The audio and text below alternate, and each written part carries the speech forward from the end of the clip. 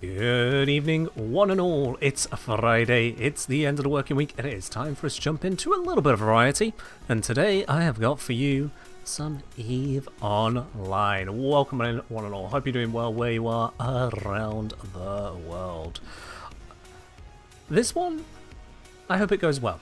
To put it simply, I hope it goes well because this is a very lethal activity.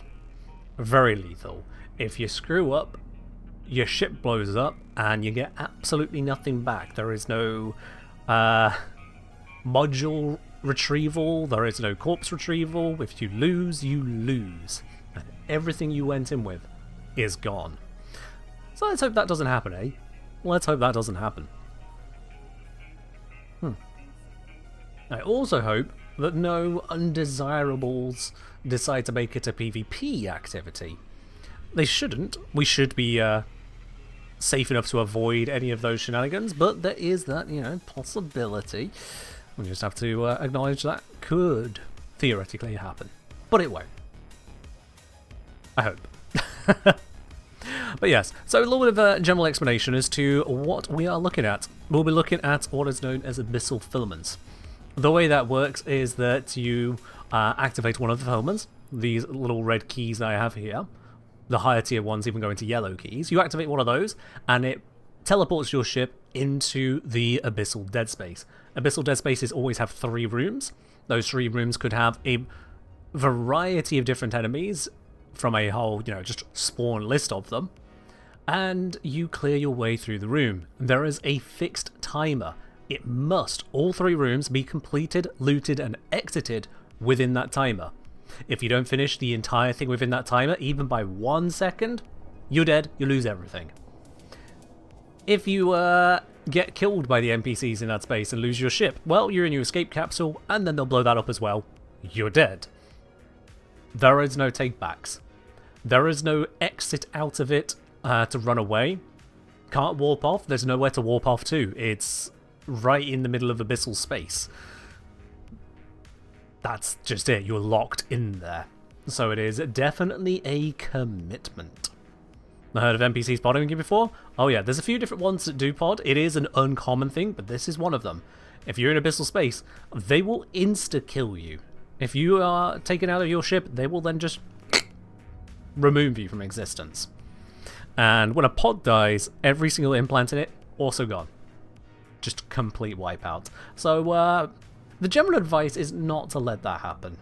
Now I'm going to switch to a very brief little intermission screen, so I just double check that all of the details are in the right place, and to make sure that, well, quite frankly, I've reduced the likelihood of also any players getting the wrong idea. I'll walk you through that in just a second, but the idea is a little bit of operational security goes a long way to not being dead too soon, because I want this stream to run for the full time. And it's kind of hard for the stream to run for the full time if, well, I'm dead. So I hope that makes sense. Let's sneak that onto there for now. Let's close out of that. There we go. Okay, should be good to switch back to it. Alright then. All absolutely good. And I've got my cargo hold of items here, so I have my ship and cargo all ready to go. I am flying a ship called a Cerberus. So Cerberus is a Tech 2 heavy assault cruiser, Caldari design, and it uses a whole load of missiles. A whole load of missiles, that is the idea. I've got the missiles with me, and we'll be good to go with those. This ship is shield tank, so if I turn on the shiny, that shield is now reinforced to give it, well, as many defenses as I can reasonably give it. That's basically it. Radikar saying, I don't think it's an exact comparison, but it kind of sounds like Pokemon Nuzlocke, or various versions of hardcore Iron Man mode for other games. I get where you're coming from though, yeah. It's hardcore in the sense of you die, you lose everything you've got on you, yeah. Now everything I still have back at station in my wallet, that all survives. The ship and pod are replaceable, but at the same time, one does not want to replace them. And in terms of the items I have got in my inventory here, carried along with the ship, I've got 4 different types of missiles for, well, I'll be honest, this set of missiles is just as a absolute backup, but sure, why not? We've got main damage missiles, long range if I really need them, and heavy damage for big targets. Very simple stuff. I've got some nanite here. This will help repair parts of my ship if they get a little bit too cooked during the process. I've got the keys to enter into the sites. A mobile tractor if I feel like getting extra loot from the more distant loot containers, but they're not usually my focus.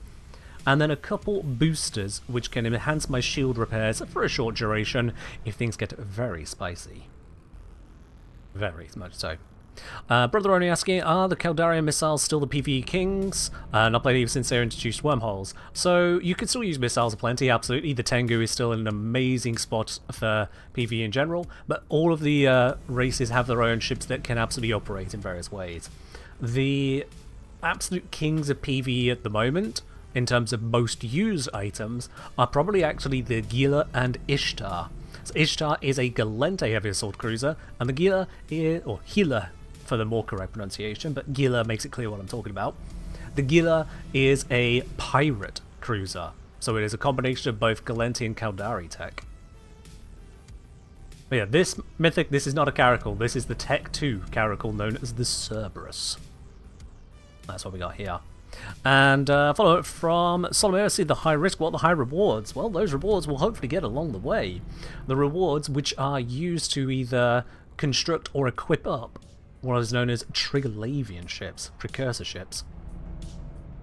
So, with that all in mind, I can get going on this. And brother only saying, remember the Ishtar and Gila? The Gila has had a rework since wormholes were introduced, so it is quite a different ship to what it was. And for the better. Oh yes. Okay, well, I'm in the middle of open space, far away from anyone else. The blur is in place as well, in all the appropriate locations. I think everything is as set as it's going to be. Make sure I'm on the missiles I want to be on. Actually, no, I'm not. Let's switch to correct missiles. I hope I remember how to do this correctly, because you don't really have time to look up a guide.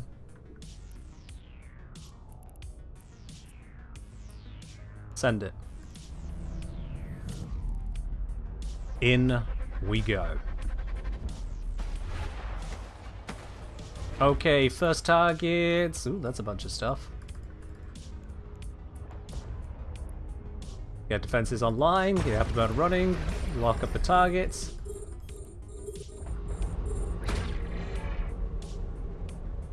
And we've got a, hold on. Ah, yes. Medium range achieving automata suppressor. I can use that to my advantage. That'll help shoot the things which I'm also shooting at. But let's start taking out these ships quick as I can. I could have started firing sooner, but I was mostly kind of getting a lay of the land, I'll be honest. And I've got a web of fire to help slow them down so they take even more damage to the missiles. Missiles have automatic tracking within range, so I don't need to maneuver my ship specifically for the missiles. The missiles can just kind of do what they need to do. That is both a blessing and a curse at times.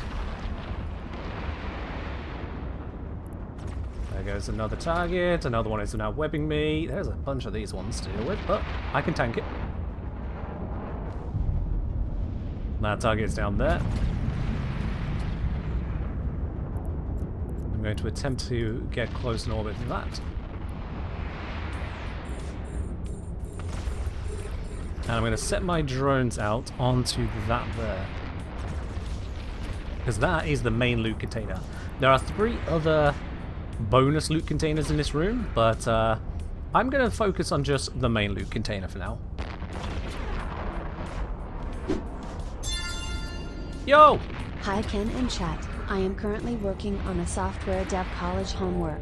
You are going to be my background noise. Hope you all are doing well, Kinky Spanner, Kingy Spanner. Thank you very much there, much appreciated. Labelia with the 15-month resub. Thank you very much on that. Cheers indeed. So, just walking through what has just happened there. I grabbed the loot from that first container. It contained these items here. So that is a whole bunch of what's called red loot. Red loot is pretty much just a money printer. but not much of one. Got some 0-point condensate, that is a material used to build some of these exotic items, and then a tier 5 filament worth 27 million in itself. Absolutely. Oh, Lobelia, you can always be distracting with a resub. That is absolutely fine, don't you worry about that. So that is the loot in this first room. 30 million is, which is actually, I think, a little bit higher than it usually is for this room. I got lucky with that key. That is 2 levels above what I'm currently running here. And it is also a very different type. That type will be exceedingly dangerous for this setup. Which is why I'm not going to use it. I will sell it. Or maybe save it for a different ship. One of the two. Point is, it's valuable. Very much so. Alright, this room is cleared. I'm not going to go blow up those other containers, because as I say, they are mostly going to contain just basic loot of no particular concern to me. Not enough concern. It certainly won't be 30 million-esque. Instead, focus onto the next room, so I can deal with it as quickly as possible and not time out. Okay, I have got a signature radius penalty from where I start. That's unfortunate. And a bunch of small things on the approach. In fact, if I turn into this, go up this way, if I turn into it, I can hopefully get the others, these attackers, to move into it as well. Make it easier for me to hit them. Because these are small ships, by making their signature radius bigger as well, because they also get affected by this blue cloud, my missiles will hit that much stronger. At least so goes the theory. So goes the theory. And so goes the practice. I can see that damage output change right there.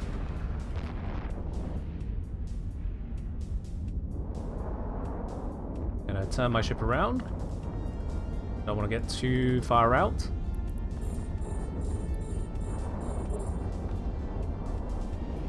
Yeah, that one's moving very quickly at the moment, but it's going to slow down now.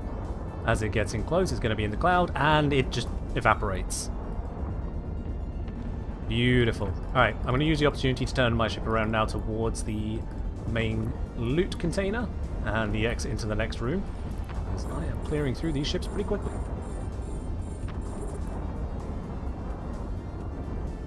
So one of the benefits of this particular ship that I'm flying is that it's a very simple one to use. I don't need to overthink it. The application of damage is relatively brainless, as is the tanking on it. It is stable. I don't need to do loads of jiggling to make it work. So it is all beautiful in that regard.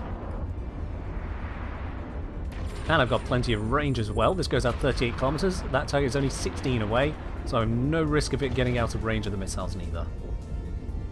Although it is taking a lot less damage now, I'm no longer in the blue cloud, and therefore no longer got it in the blue cloud. Let's stop my ship. Pop this thing real quick, because that's got a loot inside. And I realised that two of those ships, or one of those ships in particular, is doing its best to not actually get close to me. This is a little unusual. Just grab that loot container. There we go, now it's closing range.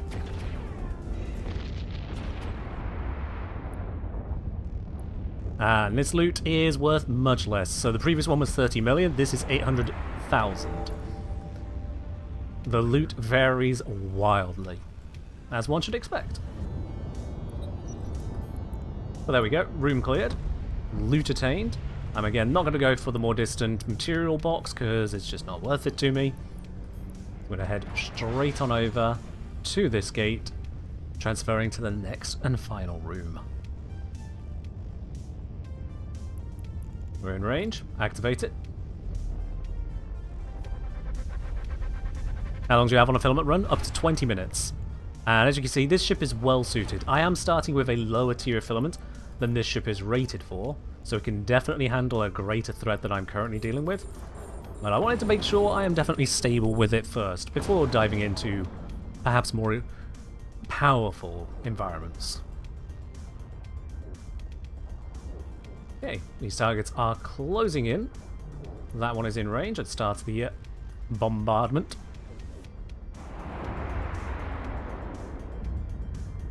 And again, we got a suppressor over here. So this suppresses missiles, makes them less effective, and it suppresses drones, dealing damage to drones over time.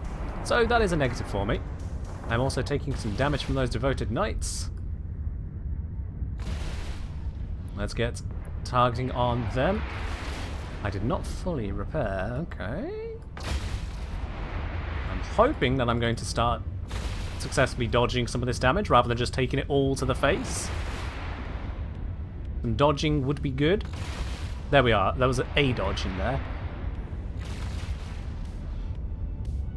This is, yeah, maybe not the best way for me to be flying, but it is still reducing the total damage incoming. And now one of them is trying to sap my capacitor, effectively draining energy, like Energy Leech Xmas. Targeted. Still not quite in range to web it. There we go, got the web on it, so that should allow me to apply fully, although I think I was applying fully already. Capacitor is going down, but so is the target. There we are. And now just the final one, which I should be able to easily tank.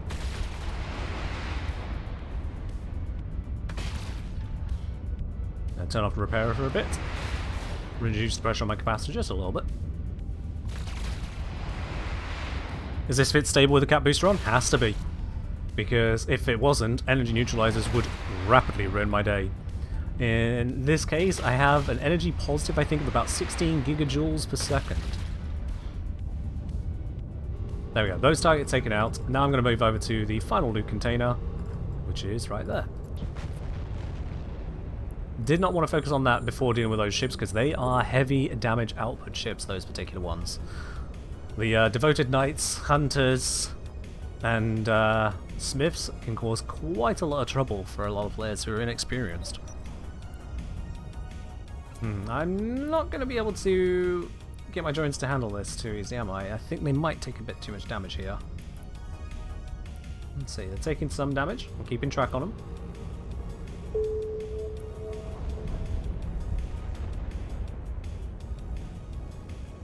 Okay, no, the drones are fine. Just a little bit of shield damage, but if they stayed out too long, they would start to take more permanent damage and then be destroyed, which would not be good. Let's grab this loot. So there is another 10 minutes left on this filament, and if I wanted to, I could spend that time going to the extra containers and grabbing their loot. But to me, it just feels better to instead grab the main loot and move on to another room faster, or another filament faster. There we go. In total, I've used up a bunch of missiles. I think I've reloaded not quite 3 full magazines, so probably like 3, maybe 800 missiles. I didn't track exactly, but if I used about 800 missiles and one of these keys, let's just hit the exit. So cost probably about 5 or so million ISK. And rewards, if I just bring all these out to measure, rewards 35 million. You can see why people do it. 5 million in, 35 out, that's a win. That is absolutely a win. And I might be overestimating my cost there. I didn't track exactly how many missiles I used, but that's the higher end of how many I might have used. So we just need to wait for that to close. There it is, and then we're ready to launch the next one. Come on. There we are. And away we go for the next run. I've not dropped off the loot because I don't expect I'll die carrying this. Although we do have a Karen. Okay. So there are various enemies that could spawn in these locations. Ouch! And Charybdis Tyrannos, aka Karen, is exactly one of those. She is a very tanky unit, high damage at long range. Which means she also tries running away from us to continue applying her long range damage. So what I want to do is get in close to her as quickly as possible, without dying in the process, so that I can get under her guns and apply a lot of my damage to her. But to get in close, I'm going to need to deal with these ones which are trying to screw me up in this moment right here. I've got 2 dissipators on me trying to remove my capacitor. Not great. Thank you, Counter, for the pop.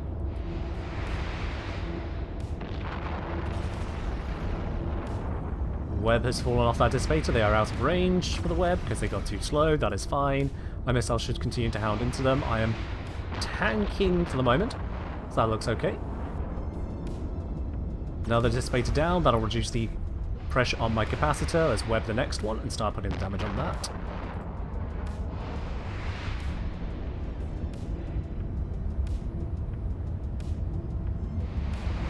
There we go. That one is out of web range, but it will still be slowly dying. Still trying to get in closer to Karen here, who I think is now missing me entirely. That is good. Nope, never mind. She just hit me. She's just got bad aim. 2 ships left to go. This thing and Karen. You'll notice that Karen is already damaged. The reason that Karen is already damaged is because a full power Karen would be too strong. The game has objectively nerfed this NPC so that it is actually defeatable. Alright, let's switch to the higher damage missiles. And seeing as I have no other threats to deal with, I'm going to come in against Karen as quickly as possible now.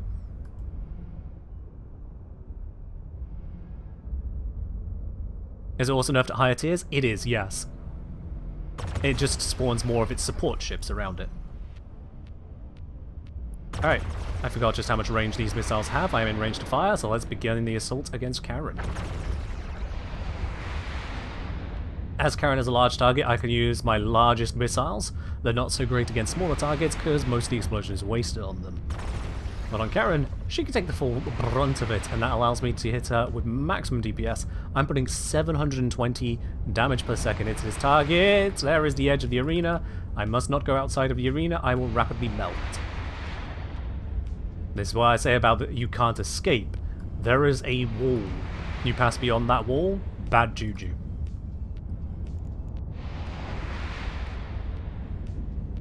Downside of the slowness of the ship I'm flying is that Karen's got all the way to the edge, which means I'm also all the way away from the exit. But we are good. Karen is down. Cheers to that, cheers to that. Hey, Galjade, thank you very much for resubscribing up onto 10 months. Much appreciated there. Hope you're having yourself a wonderful day. At least a better day than Karen there, who is now in pieces. Yep. Also, I think I just loaded the wrong missiles.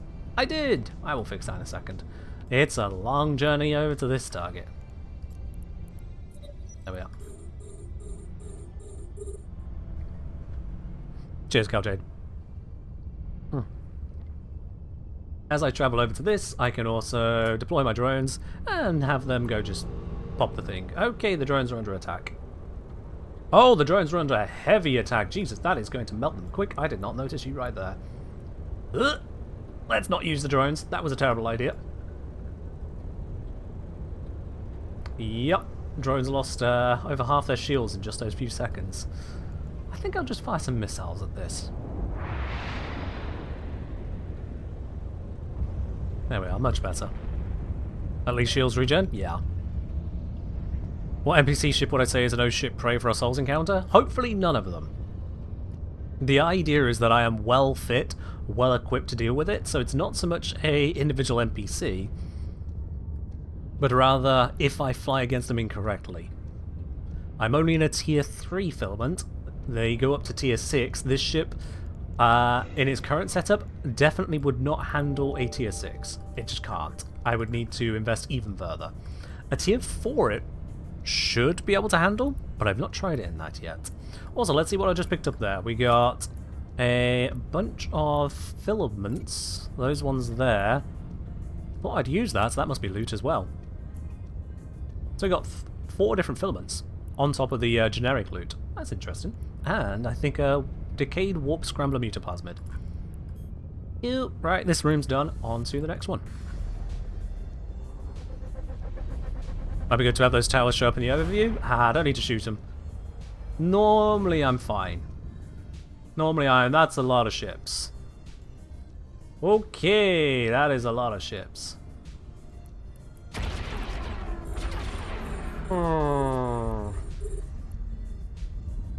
Right, those dissipators are going to be my primary target here. Dissipators want to remove my energy, and without that I can't protect myself. Are filaments solo, or can you bring squad members? So there's solo in a cruiser, duo in a destroyer, and trio in a frigate, or up to trio. You can do solo destroyer and solo frigate if you want to, but to bring squad members you have to down ship. And it's up to 3 people at that point. Those dissipators are eating up my capacitor. Would stream get sidetracked if there's a Gara again? Yes, it would, but the chances of that happening are exceedingly slim. Exceedingly slim. I have been searching for Gara's cousin, Makra, for a few days now, and I have not found it. Not once. I have put in hours of searching for no return on that. Okay, I've dealt with the dissipators. Or rather, I'm dealing with the last dissipator now. Once that is done, I'll be able to focus on the small little gnats around me, and then work my way through the rest of the ships.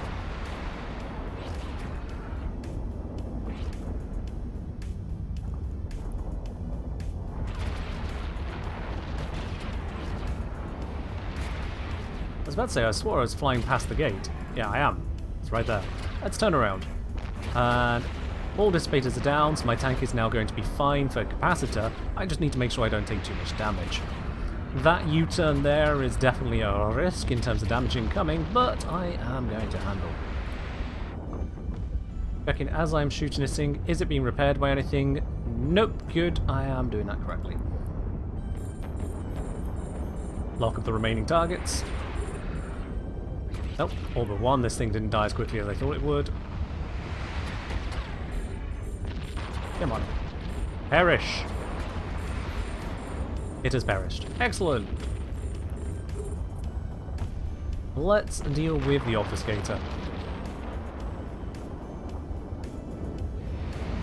So the obfuscators, they are attempting to reduce my sensor strength, sorry, my scan resolution, to make it where I target things slower, and my scan range, so I target things at a smaller distance.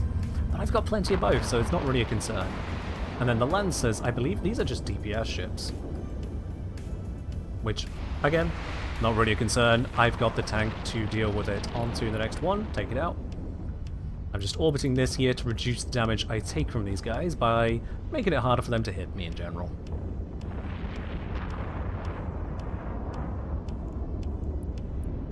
Another one down.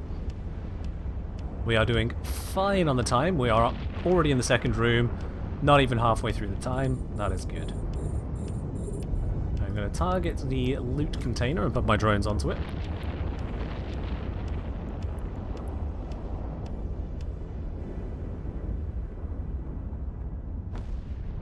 Is this a Caldari ship? It is indeed. Alright, my drones have done their job. I'm going to pull them back in because I do not need to risk them dying. And that's another 12.5 million of loot.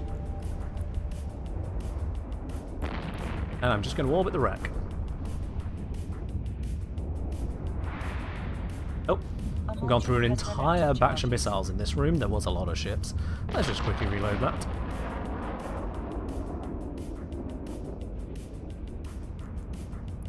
And resume firing.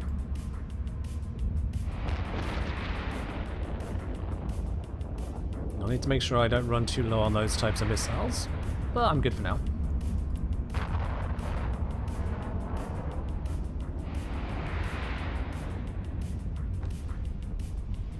So far so good. This ship is holding up nicely, the damage output seems plenty adequate to get all the job done in time. Off to the next room. Gonna reload the missiles. Unlike most NPCs in EVE Online, these ones don't drop loot directly. When they blow up, they don't even leave a wreck, they just vanish. It is a unique environment in Abyssal Dead Space. Alright, here we go. This has... what are those? Oh, Cinnaballs. Shit. Okay, so these are the ones that definitely have me the most concerned. Yaha! Okay, that was a lot of damage. Please don't continue doing that. Thank you very much. Ah. Perish, perish, perish, perish, perish. Something repairing it? Doesn't look like something is repairing it. It's just tanking. Oh boy. Okay. Well, there's nothing I can do to get away from these ones. They are right on top of me and I am webbed.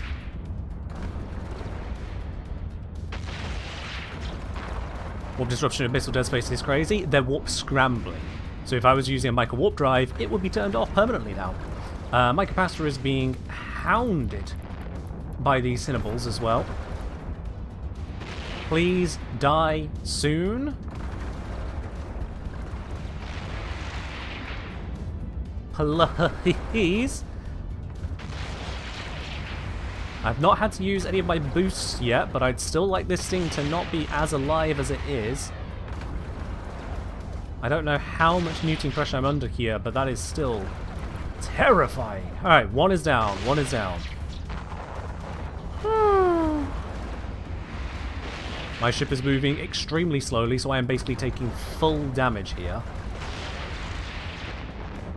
I've got 3 of them slowing me down. My maximum speed is normally like 800, I'm at 150.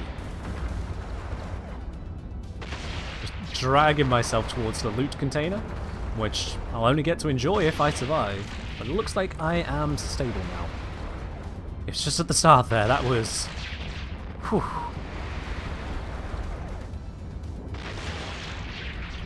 It's the kind of room that makes you go, do I want to go up a tier? Am I certain that would be a good idea? Alright, with the nuke pressure completely removed, I should be able to focus now on the rest of the stuff.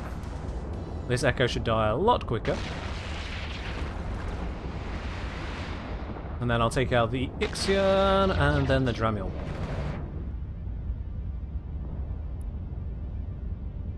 Check it. Do I have any details on this? Not really, no. I'll be quite honest with you, I'm not too certain what an Ixion's supposed to do. I think it just does a disruption, which also was probably affecting how well I was applying my missiles, come to think of it.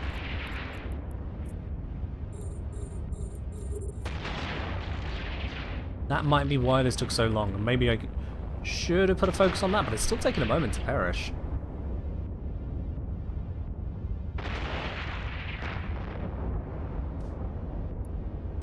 I want some numbers after this. Have a look at that. Loot, 2.5 million. Not a lot for that work. A module has run out of charges. And I need to reload my missiles. Alright. Is there an automata suppressor? There is not. I'd have heard it. They make a very distinct noise as an automata suppressor.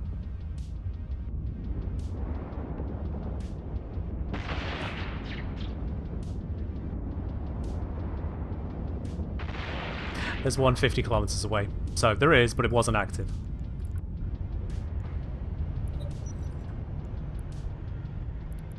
Yeah. Alright, we're good. We're good, we're good, we're good, we're good, we're good. Let's get out of here. So that took a little bit longer. We're at only 5 minutes left on the clock. That is spicy. Can I use drones on them? Well, they're not worth on the ship. So the drones each have very little DPS. They are applying up to 51 DPS. So I can use them in real oh shit situations. Problem is they also get torn to pieces pretty quickly. So it's a bit of risk using them, because they can just die, and then I'm out the cache of the drones. Yeah, I can use them more, and probably should use them more. But when we consider the damage output on this ship is already 534, the extra bit from the drones there is not a lot. Not a lot. You're right, I can use some. Alright. I'm holding on to the loot now from 2 runs, and my missile count is doing fine for now. So I'm going to be absolutely stupid and do another one. Let's go straight back in. I'm being very careful that I activate the correct filament. Now I'm picking up some as loot. Defense is online. We have a Karen. Alright. Get in as fast and as safe as I can. I want to dodge that blue cloud. Take out these F-Felts. Or F-Felties. Let's see. We got Spearfish Obfuscate, Spearfish. I don't know what Spearfisher does. I'm sure I'm about to find out.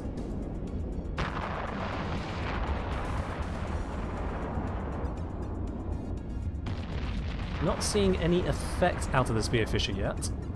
Oh, there it is. They warp scramble. That's fine. They have 0 effect on me then. 0 effect on me. So let's just kill them anyway. My focus will be getting in close on Karen and then taking her out. Karen has a lot of tank.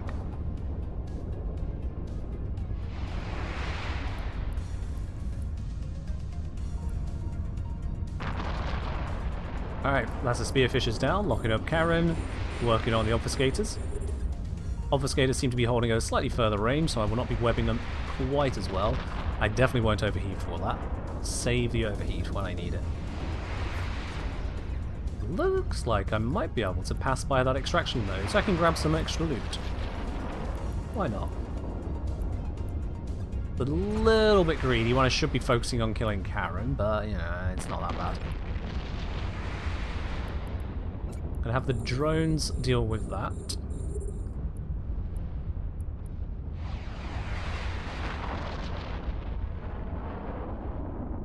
Let's very carefully do this. Bring drones back in because I don't want them shot at by the airfelts. I will use them against Karen, but not these. 300k. Yeah, basically just not worth it.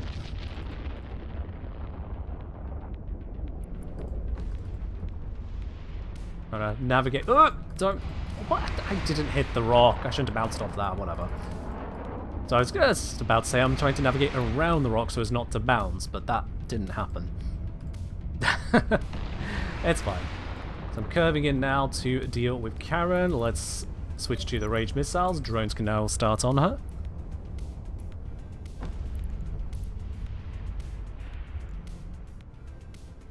She shouldn't switch target to the drones anytime soon, and then I can come in close and delete her. She is annoyingly close to that orange cloud, and if she gets into it, she will pull away from me quickly.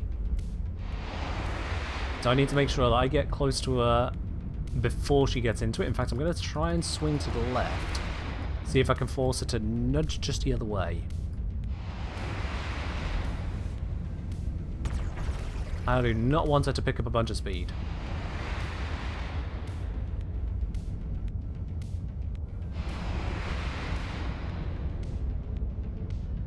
Yeah, looks like we're good here.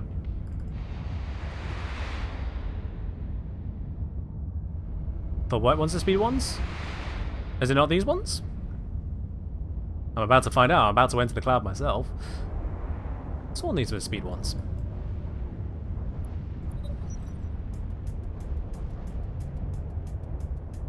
Alright, waiting for the cloud to activate its effect on me. Oh no, this is the shield booster penalty cloud. My bad. Okay, so that is signature cloud. This is a shield boost negative cloud. Alright, my bad. This is why I'm doing tier 3 at the moment. Getting used to it again.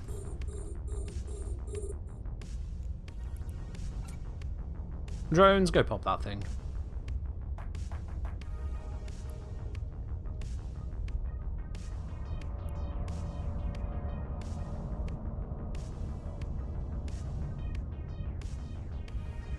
It would have been helpful if this was a speed cloud, to be honest, but oh well. Drones in.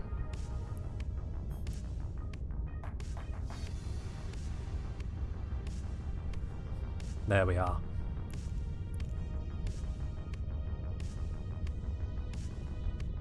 So yeah, I have the loot from the basic container, the material container. Terrible. So let's see what is inside of the actual main container. You want to start doing Abyssal Dead Space, but way too scared? Start tier 0 and work your way up. do bear in mind that there are significant jumps in difficulty per tier, so it's not something that you very rapidly want to jump through. Oh, hello, 92 Hello million. all. Also, hello. Just got here.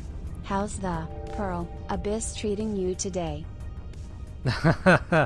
It's apparently treating us well, Quintus. Thank you very much for resubscribing there, and have a look at that. 86 million ISK in one single item, an unstable ballistic control system, mutaplasmid.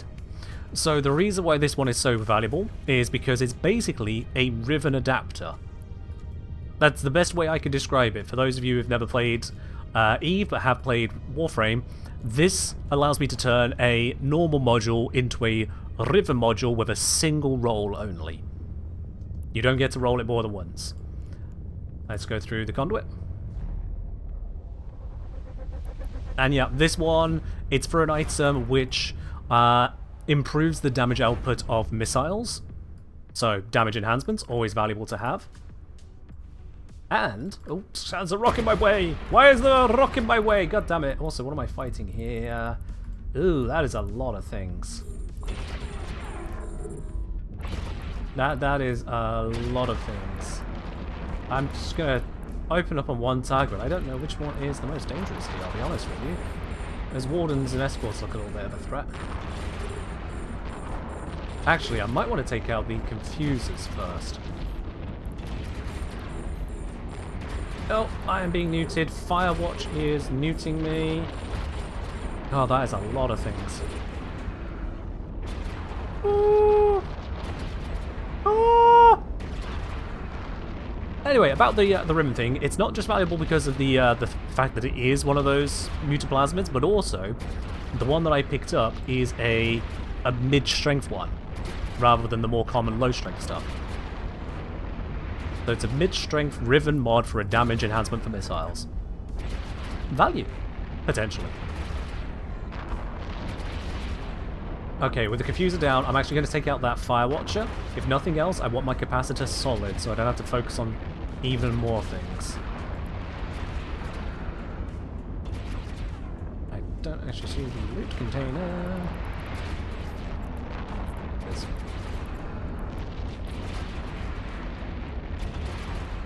I won't deploy my drones against these lot because they will eat my drones. So, not going to risk that. Come on, go down, go down, go down. These damn confusers. Also, there are repairs coming out. What's doing the repairs? The Aegis are doing repairs. Okay. That's also not helping. Aegis... Observe a target. Is it just the Aegis doing the repairs?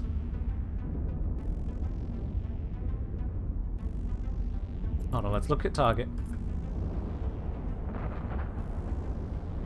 Okay, so this one's currently not receiving repairs from anything, which is good. There we are, we've got repairs coming in from those two ships. That's a Warden. Aegis and Warden do repairs. Duly noted. Okay, well, let's work through... No. Let's continue on the confusers, get the maximum damage application in. And then I'll focus on those repair ships. Because I have got enough damage to break them. But, it's still a process.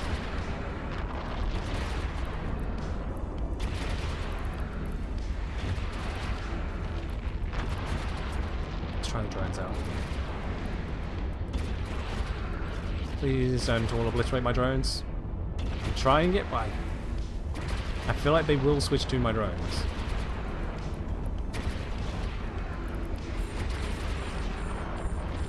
Now focusing on the Aegis. I've got maximum application. Yep, they've switched to drones. Pull it in, pull it in, pull it in. One drone went down to half shield there.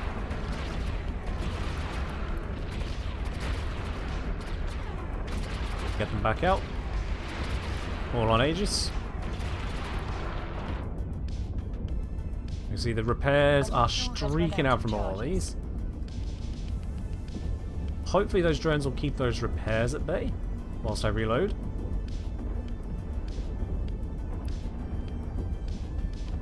Damaged drone is repairing its shields. That is good. Another target down. Okay, switch to next target. Lock of last one. Drone's taking damage. Whoop. Drones. Come in, come in, come in, come in, come in. Whew. That one got down to 15% shields. I'm going to give that a moment to regenerate there. That one's full. Get that one out. New target. Hit the web on it. Second drone is ready enough to go out again.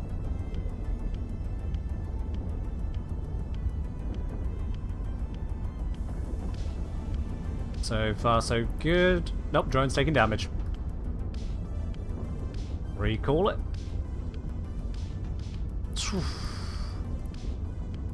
Even reacting as fast as I am on that, it still went down to 30% shields.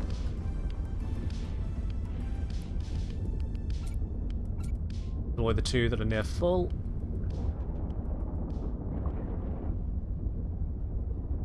So there are drone ships that can fight this kind of situation. And again, the targeting.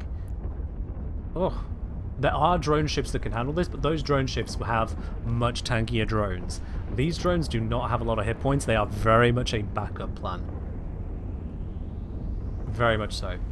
Now, I could have, if I wanted extra loot here, I could have used the drones to take out those more distant containers and used a mobile tractor to scoop them in, but I'm happy just focusing on the main stuff right here. There is a lot to pay attention to at once, on top of, you know, being chatty, because I'm a live streamer. It's what we do. No, drones, go for the container.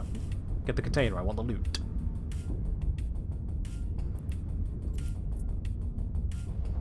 There we go, drones in, drones in. Go to the loot pile. We are short on time, 7 minutes left. 7 minutes, that is... Let's grab that loot, 4.5 mil, sweet, into next room. So when it's 20 minutes total for the 3 rooms, and I've spent 13 minutes on the first 2 rooms, I mean, that's still on time, but that's pulling it close.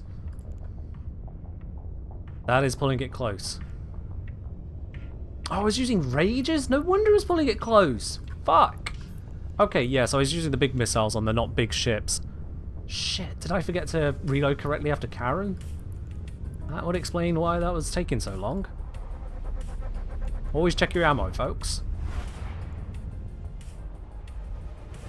That's a newbie mistake. Alright, we got 3 battle cruisers. Keep distance from them. Those are nasty. If they get in close, I am going to hurt. I have a tracking bonus, but I don't use trackings. That is no good. They are closing distance. That one's going to be in range.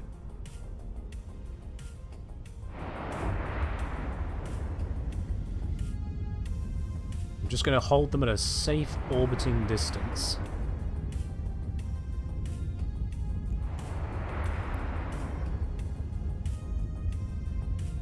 Yeah, they're trying to get closer. I'm not going to let that happen. 16 kilometers, 15. 15's all you're getting, mate. 15 is all you're getting. Although I have to be careful I don't go out of the zone. Let's take a hard turn here. It's a risky hard turn, but I need to turn because I don't want to go to the edge of the zone. I can see it. Get the web on that one, slow it down. Yep, I need to rotate around. I'm too close to the edge of the zone here. I can just about see it shimmer. That's still gaining on me, even under web. Down. Alright. That's terrifying. Go away, go away, go away. It's in damage range. Okay, it's only just on the edge of damage range. It got a lucky hit in. One left. Again, I'm going to slow it down and pull away from it.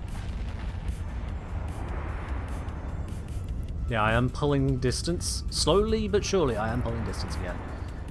Whew, we're good. This one is a relatively easy room compared to the others. It's just that focus of I cannot let them get close. Close is bad. Close is the Ken killer on this one.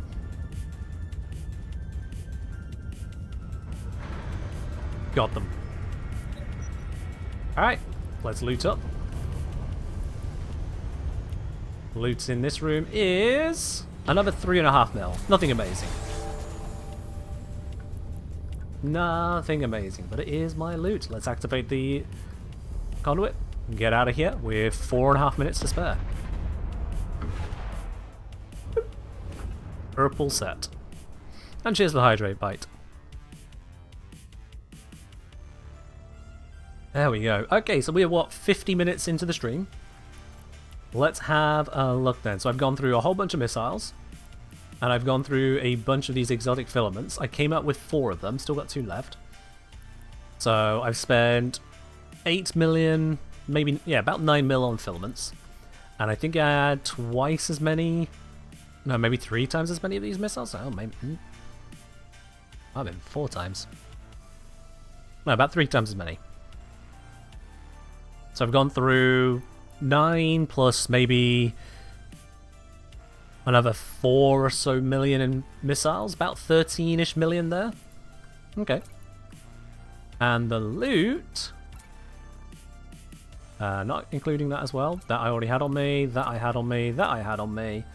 These are loot items. 155 million estimated value. That's a pretty decent rate of return right there. That is a pretty decent rate of return. Alright. So I am going to go dock up, drop off the loot, load up some more missiles, and do some more of those runs.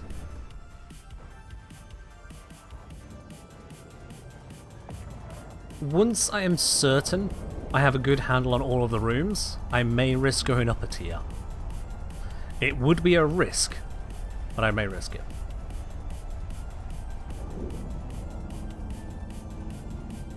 Yeah, Quintus. So Quintus noting there that some folks are able to buy a lot of these really expensive modules. Or really expensive ribbon rolls on the modules. Let me show you just why it's quite so expensive to utilize them. If I go small graviton smart bomb, do I have a graviton smart bomb? Yes, I do. Okay.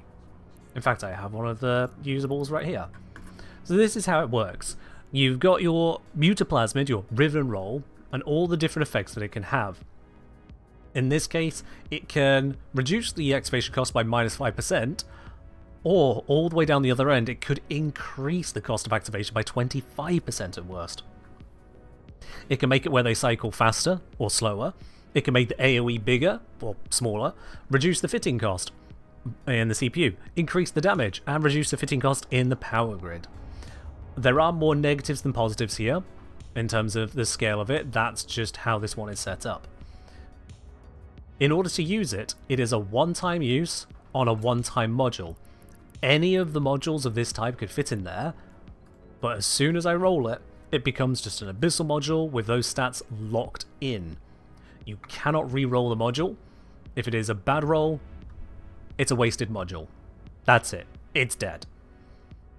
You could just reprocess it for the most basic of materials at that point, which is a loss. I move the menu to the right.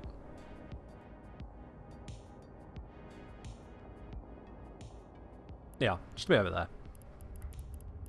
Put in the modules, and get your roll out of it. I'm not going to mutate that. I don't want to. What I can do is I can show that there's this one here, which is a Gravid. This one has higher potential effects. So the activation cost now is a 15% possible bonus. All the way down 15% or 8% in the damage, rather than the 5% before. Now this, unstable? If I recall correctly, I think this is the highest tier. I said earlier that it was the mid-tier, but I think this might actually be the highest tier bonus. Because I think they go Decayed, Gravid, Unstable, don't they?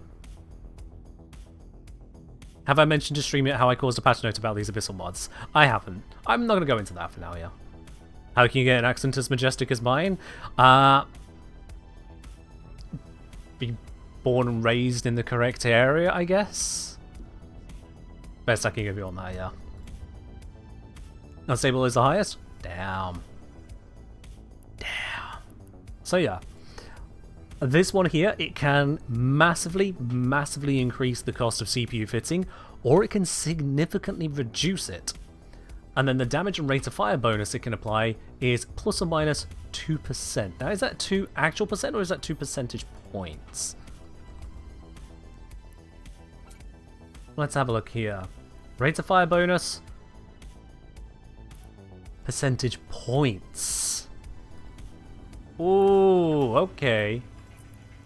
So the base bonus on this is a damage bonus of 10%, rate of fire 10.5%. This can max out at a 12.2% damage bonus and 12.75% fire rate bonus. So that means that the actual item here.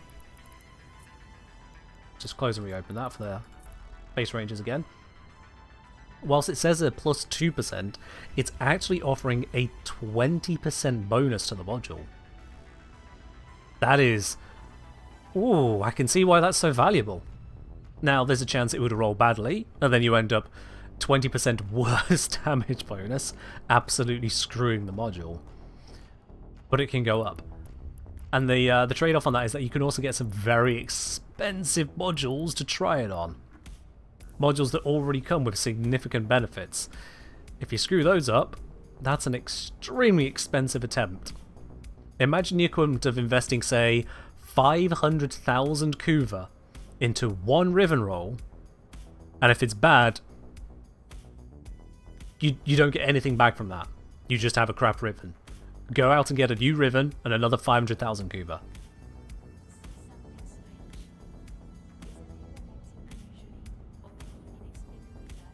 Someone's saying this is more like the various orbs in Path of Exile, role modifiers. You've got to accumulate a lot of them for it to be valuable. I would say it's more... It's like you say, loot box. You put the items in, and the more you spend, the more potential return you can get, but... It is definitely gamba. Huge gamba. And that is not a gamble I'm going to get involved in myself. I am absolutely not going to use this. I have no need to spend something so ludicrous. Instead, I can sell it to someone who does have that kind of money to throw around. I'm going to drop this into my to sell hanger, along with the rest of the bits I'm going to sell. These are materials. I use those materials myself, actually. Those in the cell. Gamma I'm not going to use. I'll sell that one. Chaotic Electrical... There's a ship I have access to that could do that one. I'm going to save that one. Fierce Electrical, I'll save it. Fierce Exotic I'm using, Fierce Gamma I'll sell. Agitated Exotic, one of the group could use that. Calm Gammas, one of the group could use that. And then this I can sell. And let's get some more missiles. I'm going to need a whole bunch of these Caldari Navy Scourge. Here's some I purchased earlier. Although that said, they are getting a little low. There we are. Cool. But so use it on a Gara and hope for the best. Sure, why not? Some Gara modules are the best in class, yep.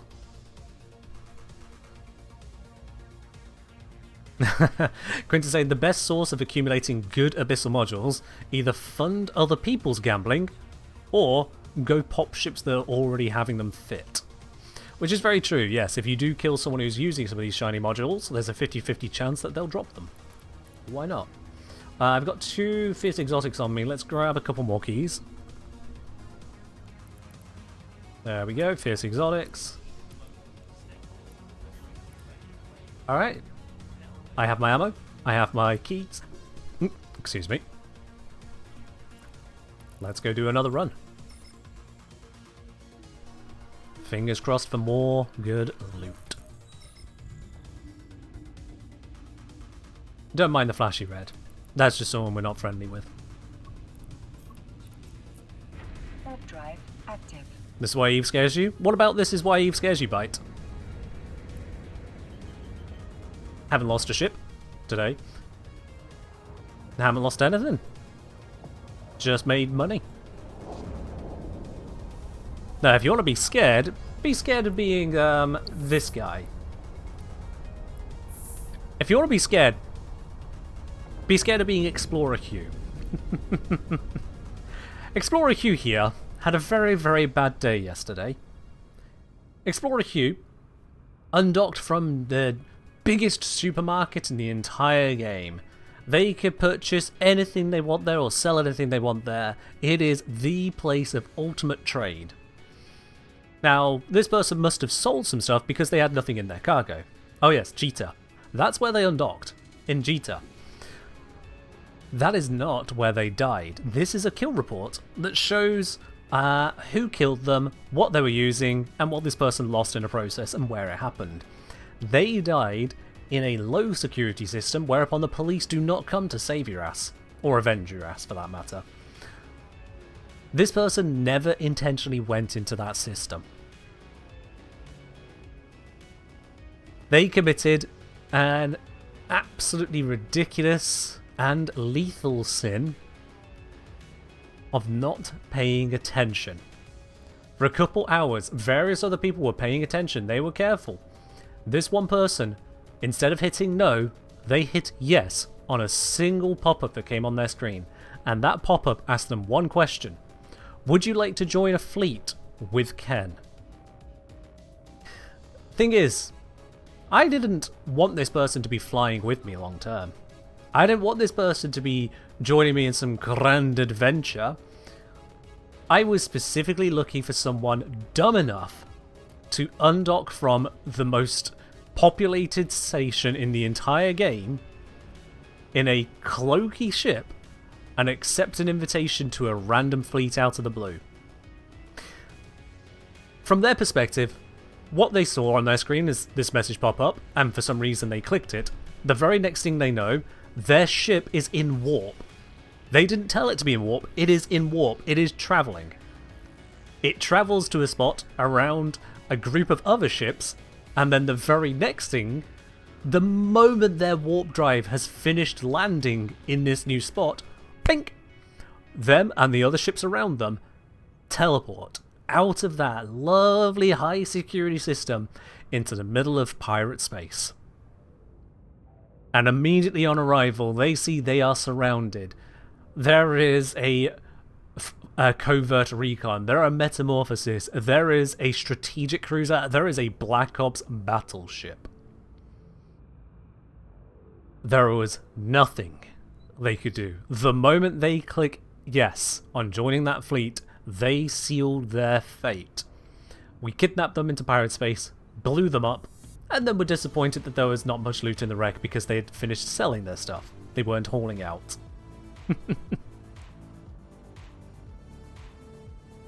It is Quintus, we won't go over that one today. Is this what we were doing yesterday? Yes, this is what we were doing for half of yesterday on the call. The other half we were out popping NPCs and making money. Only one person during our time camping there was daft enough to fall for this. Only one person. One other person got curious, and after they got to safety, they then accepted the invite to see what we were up to. I immediately kicked them out. We weren't interested in someone smart. We were specifically looking for dumb. Dumb enough to join a random fleet. This is the equivalent of seeing someone outside of a Walmart, stood next to just a giant black box, and they're just grabbing anyone that passes by with red hair going, "Hey, do you want to get in the box?" No. You just go on your way. "You there, with the red hair, do you want to get in the box?" "No." "You there, red hair, box?" Until this one idiot goes, "Sure, why not?" Steps in the box. And we shove him in the back of a truck and ship him off to Syria. It's that level of, you shouldn't have got in the box. Why did you get in the box? Weren't you even going to ask a question about why you're getting in the box? That's how dumb it is. Someone was dumb enough to get in the box. Welcome to EVE Online. If you're sensible, if you pay attention, you don't die. this person did not pay attention and was not sensible. And we also learned after the fact this person has had a lot of bad days. They don't seem to be learning at a very cheap rate. So I wish them well in their endeavours, and if their endeavours continue to be quite so daft, they are welcome to sit in front of my gun any day they wish. Yeah. Welcome to EVE Online. It's brutal. But only to those who are careless. But now, I'm going to be not careless, and I'm going to go and run this next filament. I have my missiles, I have my settings, I have no reason to be concerned. Let's go. Hopefully next time with a load of loot. That would be nice, yes. Although we did get a lot of loot recently from careless people. Defense is online. Position ship. Okay, that is a lot of small stuff and a big thing I do not want to deal with too quickly. Okay, I think those devoted trappers are going to be the most dangerous to me. The Herald is not going to be anywhere near as much of a threat. But let's get started on the trappers, because trappers sounds like they are going to slow me down and kill me. Also, I don't want to go into that cloud. I'm going to take a hard turn here. Might be a mistake, but I do not want to be in that cloud. Devoted Knight hit me big time there. That's what I get for turning around like that. Let's hit the Priest. Priest sounds like a repair ship. I do not want them repairing each other. Tank is holding. The tracking pylon, I don't want to get them close to that either. Shit.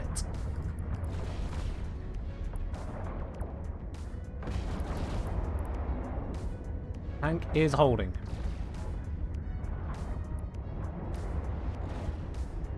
Got the web on the trapper. Trapper should go down a little bit quicker. There we go. Just pop out of range. This hunter is up close. Let's hit the hunter.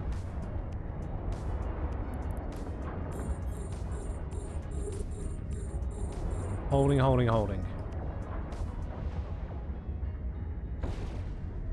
Let's re-navigate in this direction.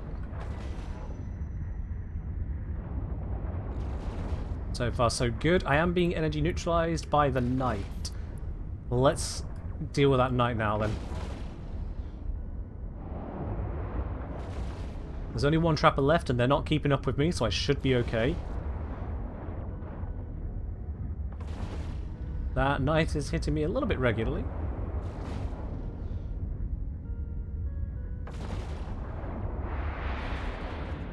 It looks like we should be stable. Have I ever played Star Sector? I don't believe that I have, no. Alright. This knight is beginning to go down, so I'm going to swing around now. Bit risky, but I'm going to be greedy. Let's go towards that cache. Keeping tabs on that trapper. If they get close, yep, let's web them. Keep them at a distance. Is that knight tanking?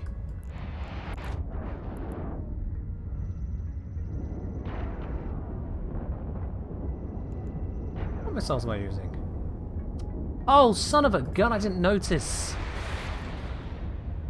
My range was seriously disrupted. I wasn't hitting it for a while. Oops. That is the kind of thing you need to pay attention to, Ken. Shoot. I did wonder why I wasn't going down as quick as it was. Damn. Alright. I know you got schooled. Well, technically I kind of did. Let's deal with these heralds.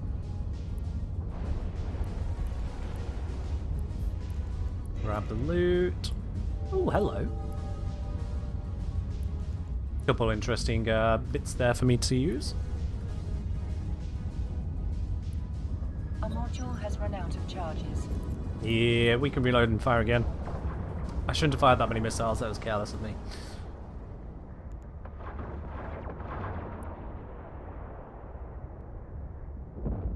These are the little kinks and issues that I will be working out so that I can safely take this ship up a tier. If I recall correctly, the loot roughly triples with each tier, so going up one would be a big boon. It's just the difficulty also increases significantly. For a tier 3 to 4, I think the yeah, I think both the damage and tank demands increase by about a third, which is quite a bit.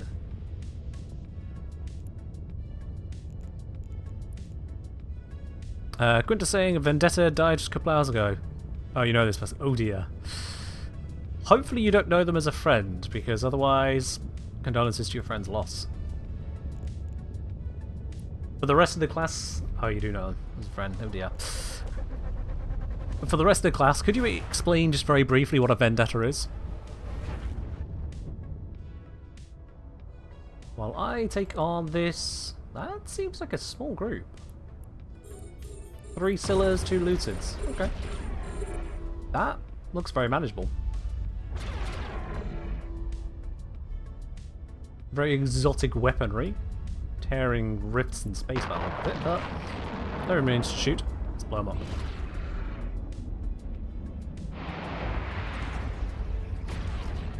I'm not flying very intelligently here, but I don't need to. I should be able to tank them and delete them.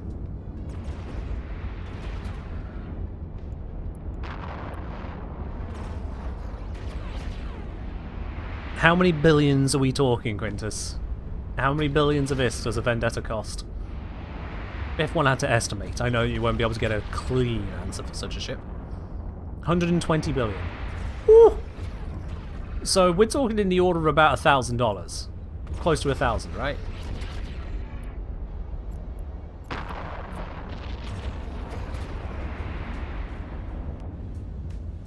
That is not a cheap ship to lose. And to be very clear, I'm not talking Canadian dollars. US. 1050 to 1,000 or so? Yeah. That is not a cheap thing to lose.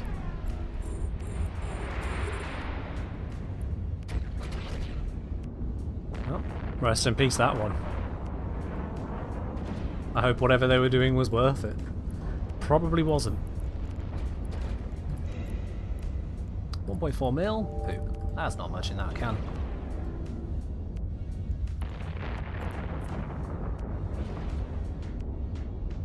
Alright, just got these watchmans to take out.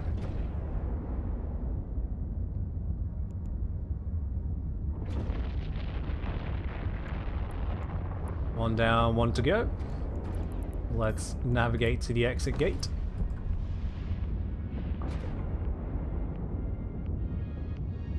If it was a cloak, Trimarch armor punks, and 5 inertial stabs. Oh no.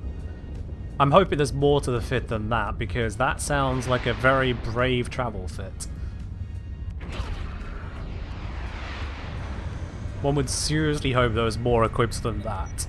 No more equipped. Jesus.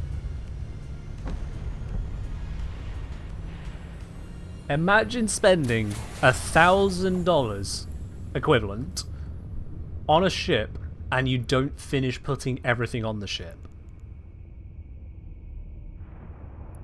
Damn. Hello, King. That is... It doesn't matter if you're flying with other people or not at that point. You can afford to finish equipping the ship. Okay, I don't usually see this group. I don't know how well I defend against them. Let's find out. They use chain lightning attacks, which means my drones are not safe to deploy. I should probably not start on the Marshal. Marshal's going to be the strongest bit. Let's take out that Thunderchild as soon as I get in range.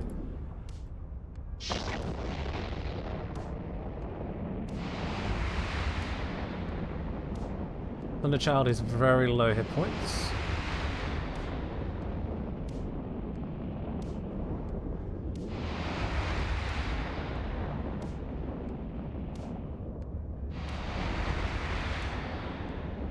I've started firing well earlier than I should have. Come on, missiles, get in range. I thought they would be travelling towards me, but they weren't. In fact, it's still pulling range from me. That is quite frustrating. My missiles have only just started hitting. That's a lot of missiles I spent just closing the distance. Yikes.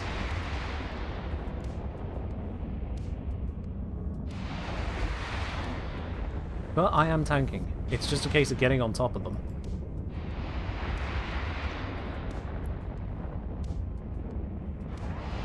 There we go. Let's take out the Stormbringer, and then I'll switch up the missiles for the Marshal. I believe the Marshal should be considered a large target.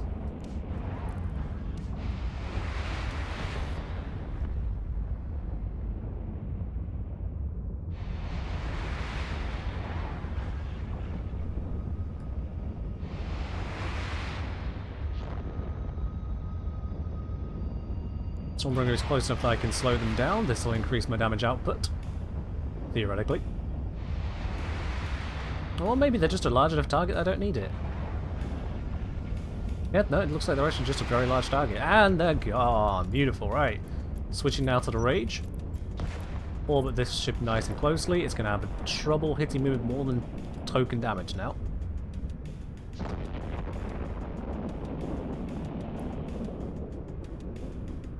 Full damage applying to it. Let's get the drones on it as well.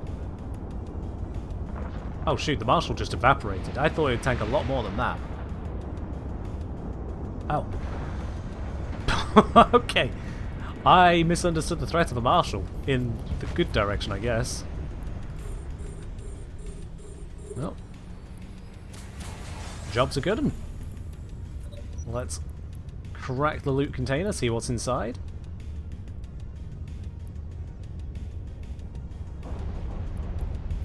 There we go, drones back in.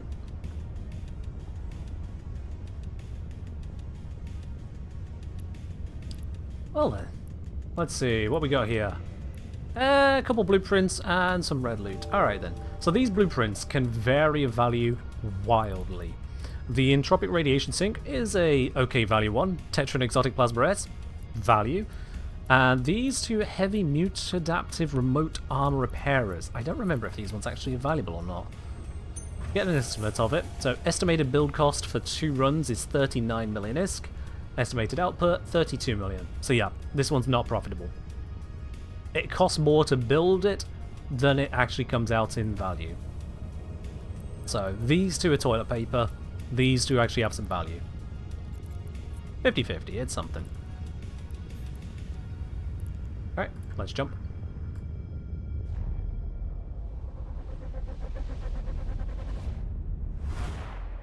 Another filament complete. We're all good. No one's here to murder me.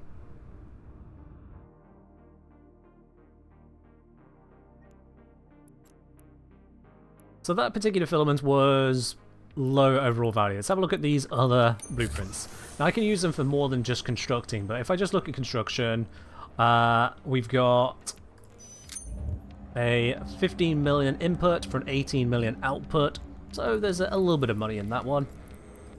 And look at this one, we've got all the runs, 267k input for 6 mil output, so that is a substantial rate of return.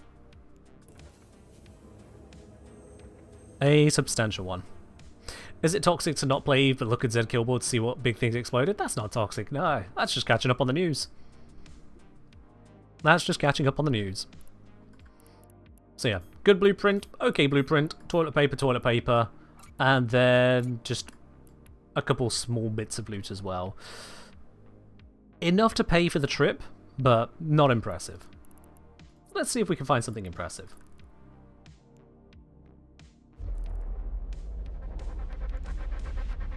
Loading in.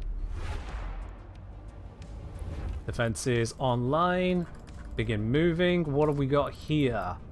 Okay, Damavix, Kikimoras, and a Rodiva. So these are Triglavian ships, and those Kikimoras are priority number 1. They are dangerous. Even with the Rodiva on the field, Kikis come first.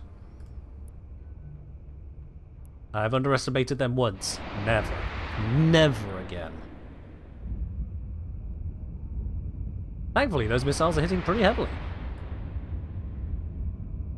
That is good. Oh, now the Kikimora over there is making it slightly worse for me. That's fine. It'll be my next target. I'm keeping up my speed to stay away from them.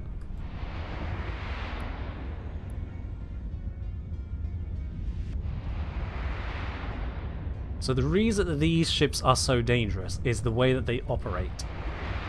Oh, speed boost. I don't want that. No. Take me back. The way that they operate is that their guns deal increasing damage over time. The longer that they maintain their damage on a single target, the higher their damage against that single target. Anything you can do to break their range, then they lose that damage. So they start off manageable, but the longer you leave those Kikimoras alive, in particular, they become a threatening amount of damage. I think at maximum spool they deal triple their starting damage, which is a lot. Jade Xmas? The scaling isn't quite a Jade Xmas, but also it doesn't turn off of its own accord. You can't shoot the beam. And we certainly don't have one-shot damage in this game. Not like that. Also, 10 mil loot! Yes! That's a good count. I'm happy with that one. Alright, all the big scaries are done. We're just on to the Erodiva. Void Ray? Very much like a Void Ray, yes. Isn't that like most beam weapons? Not really, no.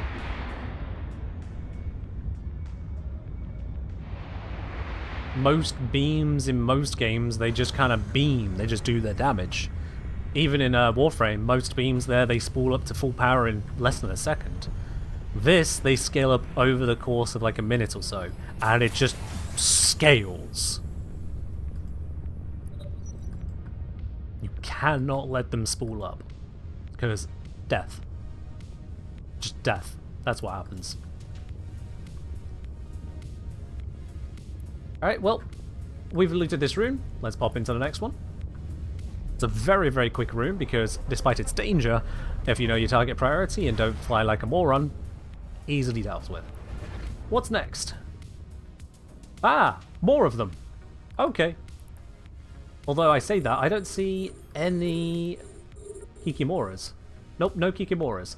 We've got just a whole bunch of Damavix and a Harring Vedmak. Well, let's deal with that Vedmak first, as I can apply to it easiest. After that, I will focus on the starving Damavix. Beam weapons on an exponentially larger scale? Not exponential. Honestly, it's just not the right comparison. I'm sorry, I can't give any partial credit on that. It's just not the right comparison. It's like heat procs. The longer you're applying heat procs, the more total damage you're applying per second. Think of it like that.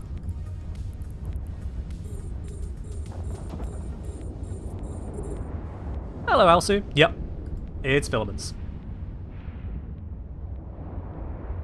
We've had an unstable ballistic control system drop, which is very nice. Alright, another starving one. Take it down. The starving ones, they make me starve. That's their job. They're trying to sap my capacitor. And capacitor is basically Warframe energy.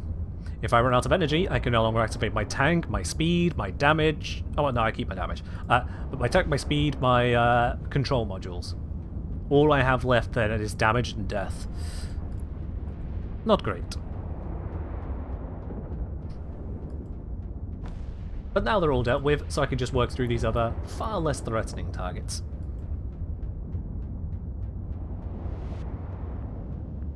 Yeah, Quentin, it was just a passing comparison in terms of damage keep climbing.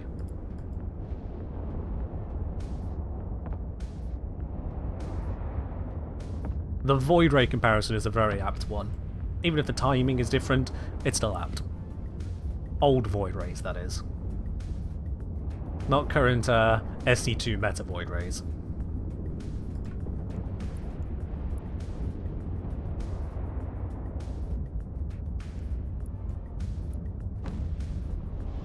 Two more Damavix to take out. Whilst we take those out, let's get these drones on this thing.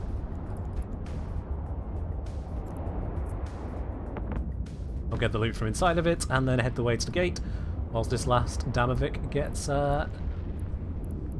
blown straight to hell. 2.5 mil of loot inside of that. Not much, but it's still loot. There we go. Reload the missiles. How am I doing on missiles? Oh, absolutely plenty. That is good. These are T3s at the moment, Alsu. I'm making sure I'm comfortable with all the rooms before I dip into a T4 with this. I want to be certain how this ship flies. And we did get a little bit spicy with the Cinnaballs. I think we had a double Cinnaball spawn. Oh, okay, yeah, sure, right, just spawn some Cinnaballs now, sure, alright. Double Cinnaball, bunch of Lucifer, bloody blahs. Shoot, shoot, shoot, shoot, shoot. Take him down, take him down, take him down. Not a fan. Also, I ended up in a speed cloud. I started in a speed cloud, no wonder I got right on top of them. And now they're going speedy. Alright, one Cinnaball down. Work on next. I'm scrammed and webbed. T4's martial rooms. We had a martial room, actually. We had a martial, Sky, Stormbringer, and a Thunderchild.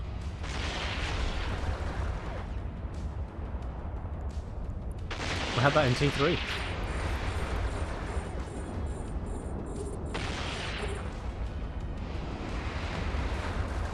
There we go, working my way through them. These are much easier ships to deal with now that the Cinnaballs are already gone. The rest of these are the support wing.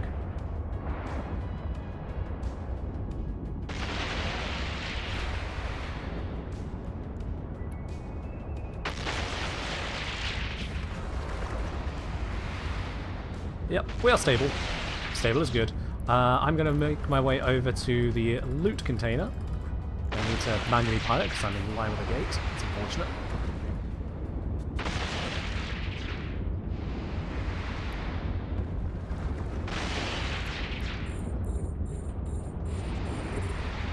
And those electric sparks coming off me, they're hitting me with EM rockets. In this particular filament, EM isn't too much of a threat, but my ship is still weak to EM in general. So that's a bit annoying. The biggest weakness here is kinetic, and they also deal kinetic damage. But they're dead. Let's grab my loot. 1.2 million. Pfft. Nice. Alright, that's fine. Let's get out of here.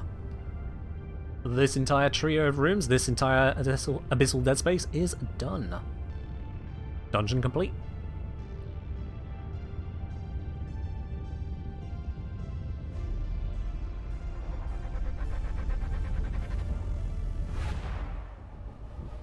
EM does do more damage to shields, yes. However, filaments reduce your resistance of the matching type. It also affects NPCs, so it's an intentional choice to work with. The filaments I'm doing, because my ship is bonus to kinetic damage, those filaments also have a debuff to kinetic resistances. So I'm dealing extra damage to the targets. It just means if they also have kinetic damage, I have to deal with the same debuff. Well, on this particular fitting, I have an EM Screen Reinforcer, giving me some extra protection against that EM.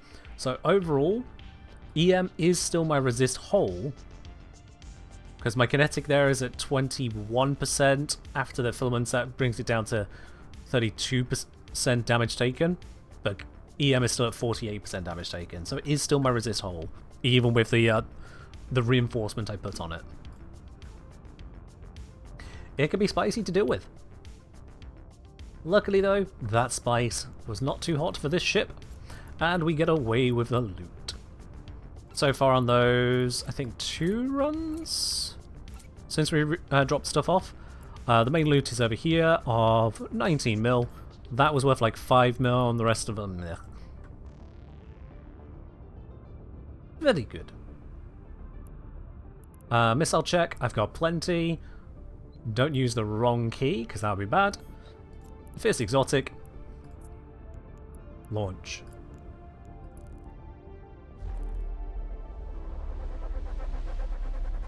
And away we go. Okay. Shields online. We've got Marshall. Marshall to deal with.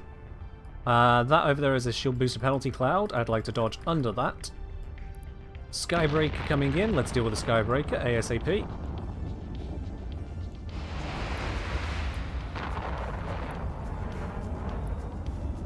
Skybreaker is going right the way down. Let's deal now with that Drainer.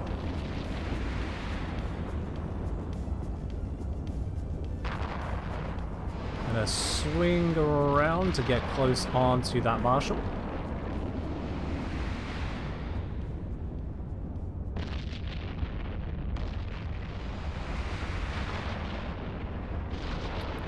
Those Drainers are taking a lot of my capacitor. Jesus. I saw one take 250 gigajoules. Ugh. I'm now also webbed. Okay. That is more concerning. Let's get in close on the Marshal.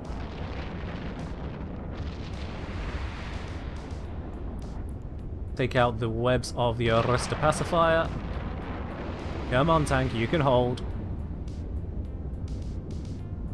There we go, we're holding. Yeah, I got a good tank on this LC. You gotta believe. Switch to Rage, because big target, might as well get big deeps on it. Slap some drones on it for the fun of it.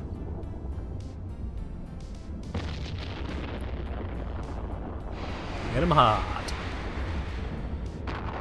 That'll do the work. There we go. Absolutely tears into them. It's almost not worth switching the ammo type, to be honest. They are that weak. Obliterated.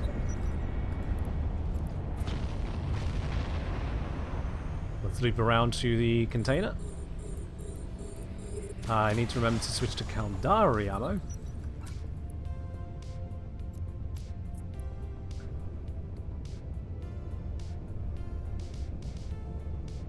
Drone's taking out the loot can. And there is my loot. What we got in here? Not much. This has some value, maybe? Let's see. 402 million build cost. Result 412 million. After taxes and hauling fees, that's not going to be worth it. That's not going to be worth it. It might have some value in invention as a T2 item, but that'll take extra work. So probably not worth anything. As an Nitro gun? Wait.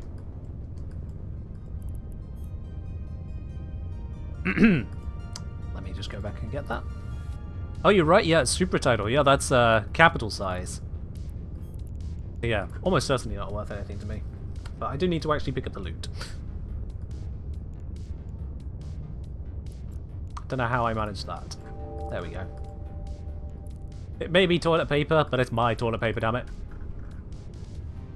I earned it. Okay, let's just check. If you guys are going to argue over which size it is.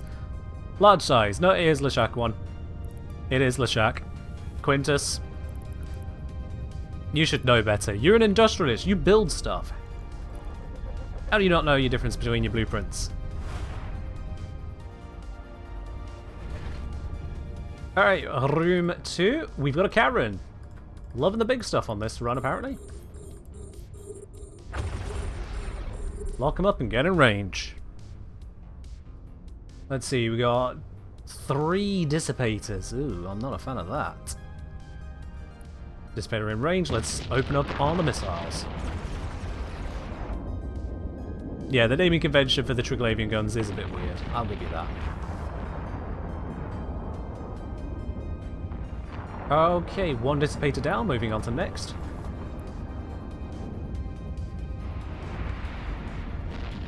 That is an obfuscator, not a dissipator. Oh well, I'll kill that one instead then. No skin off my back. Now we'll go for another dissipator. Thankfully the sheer strength of my capacitor is holding up.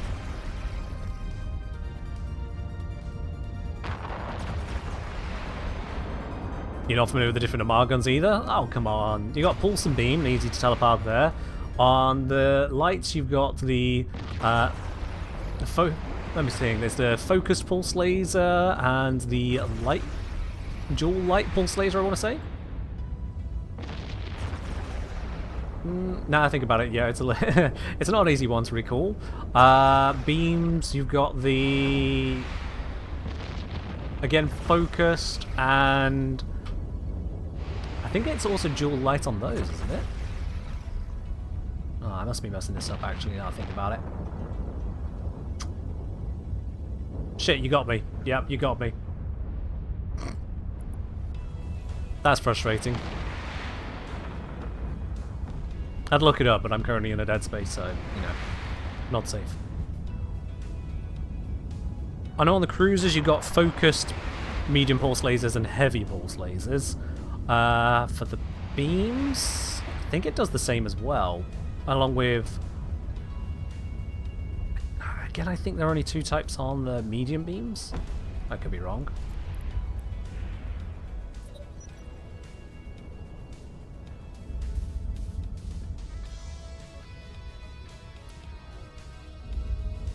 Quad focused? Was that for the beams? I thought... wasn't quad focused on the battleship size. Oh, we are right at the edge of the arena again. Karen, why do you always go right to the edge of the arena? God damn it. Focus heavy and quad on mediums. Oh, no, never mind them. Yep. Dual, Mega, and Tachyons and Larges. Ah, okay. Yeah, fair enough, Quintus. You know, honestly, that naming convention is just whack. When it comes to blasters, it's just easy. Electron, Ion, Neutron. Small, medium, or large. Electron, Ion, and Neutron in all three sizes. Railguns, then it gets complicated again. You got the 75mm, got the 125mm, got 150mm, got the dual 150s, the 200s, 250s, and then I think it's dual 250s, 325s, and 450s, I want to say.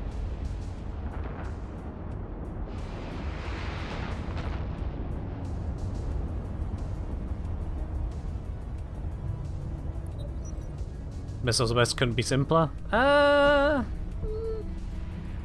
suppose to an extent, because you got your rockets, your light missiles, and then the rapid light launcher for the light missiles, and then you got your heavy missiles, and your heavy assault missiles, and the torpedoes, and cruise missiles, and rapid heavy assault missiles, and then XL cruise and XL torpedo, and rapid torpedoes. Yeah. Sure. I mean, the fact that I can name them all probably proves your point correct.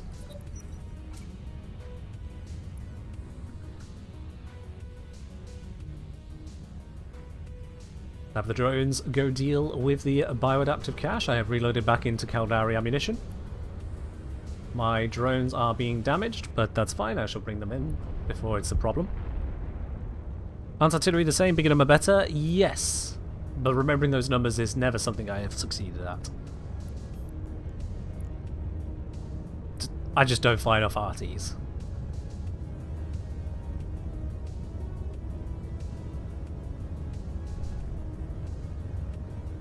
Alright, getting ourselves right up on top of this.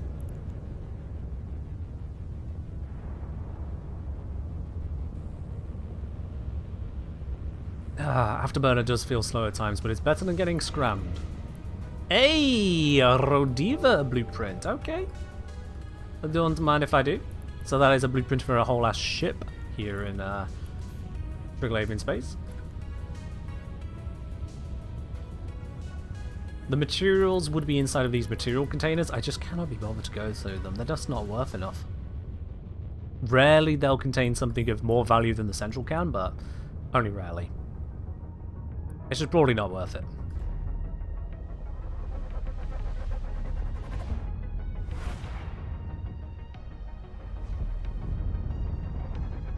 Alright. I'm starting in a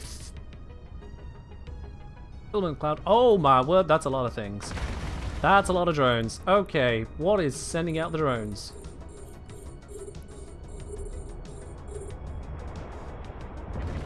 Let's start with that harrowing Vedmak.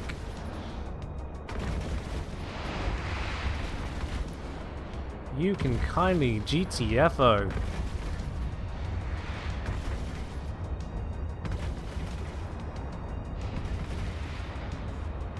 We got blinding Damavik, which is fine, because that's not actually going to do anything negative to me.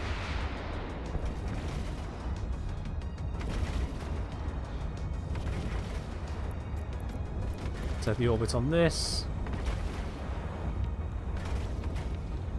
Let me hear, is the Vedmak pulling range? That's curious.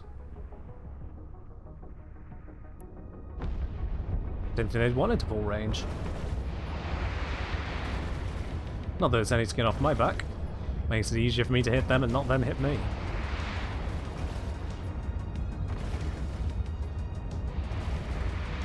Now, as I deal with the ships attacking me, the drones that are also attacking me will become disabled. So that's why I'm focusing directly on the ships rather than the small fry right on top of me.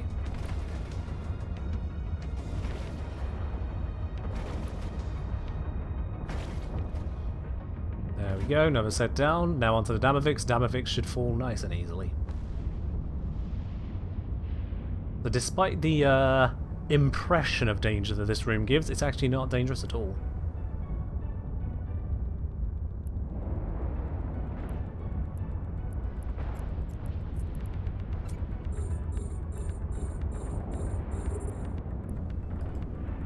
There we go. Now the drones attacking the loot cache, so I can have a look at what's inside. And I've earned just 10 survey data. That is pathetic. This is a terrible run. I mean, I got the Rodiva blueprint, sure, but I'd want a little bit more than that. So building a Rodiva itself, 67 million in, 70 million out. Not a lot of profit in that, but I can run it through invention to make a Tech 2 item. Tech 2 invention costs 2-ish million for an output 35% chance. I would definitely want to be using a decryptor on that. Probably a parity? Yeah, probably a parity decryptor. So that brings the total cost up to 4 mil, 50% chance of 4 run output. So that's going to be 8 mil per blueprint, roughly. So 2 mil per run. Cost of building this, 400 mil in, 344 out.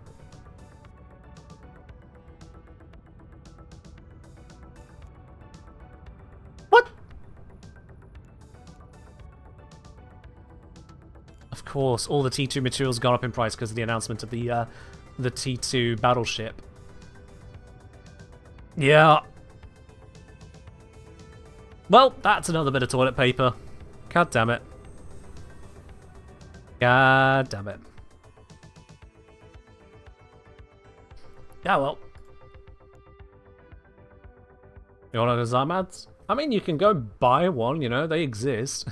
Just not from me. I can give you the blueprint. You can go sort it yourself. Yeah, not at those prices, thank you very much. Not at those prices. Alright, I've got another fierce exotic on me. Let's run that.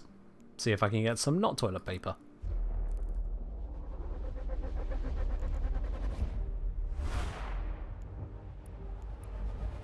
Defense is online. Start moving the ship. Oh, there's an overmind. Alright then. Let's also deal with its support wing. Those snare casters are going to be the nasty ones.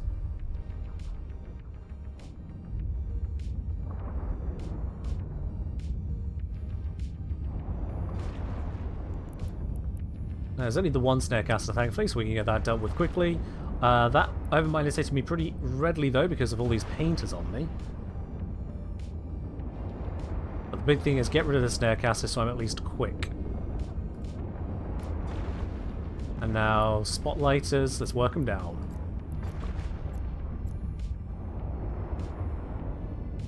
And move in to get ready to kill the Overmind.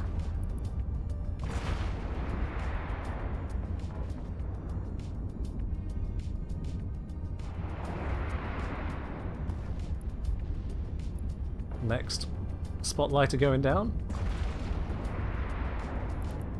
Let's get these drones out ready and get them onto the Overmind. They shouldn't get attacked by the spotlighter before it's down.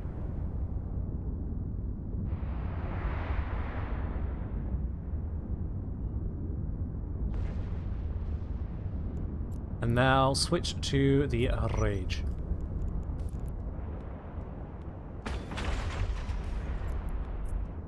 It is trying to get away from me.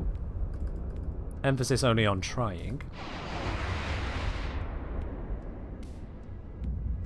Yeah, also, if you want to get into the T2 manufacture of ammo, I can absolutely run off some blueprints to invention for you. Help fill up the slots. Let me know if you want me to run any bits there.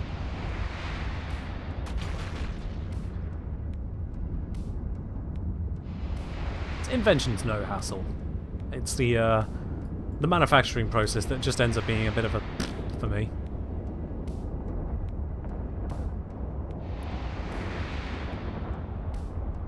Alright, this should go down pretty quick now. We've got full damage on it. Hello, Elio. You just couldn't wait on that one, could you?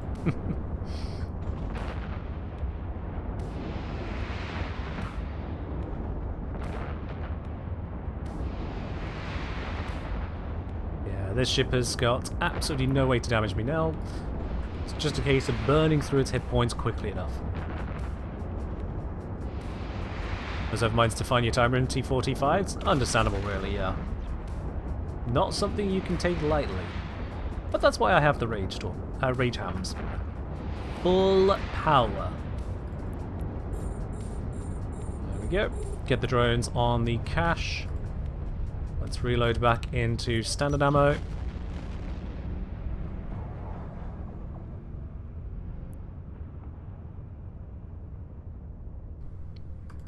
So I've cleared this room in not even 4 minutes. Granted, I still need to get to the container and then get out of here, but overall it's looking about not 4 minutes. Just about 4 it will be.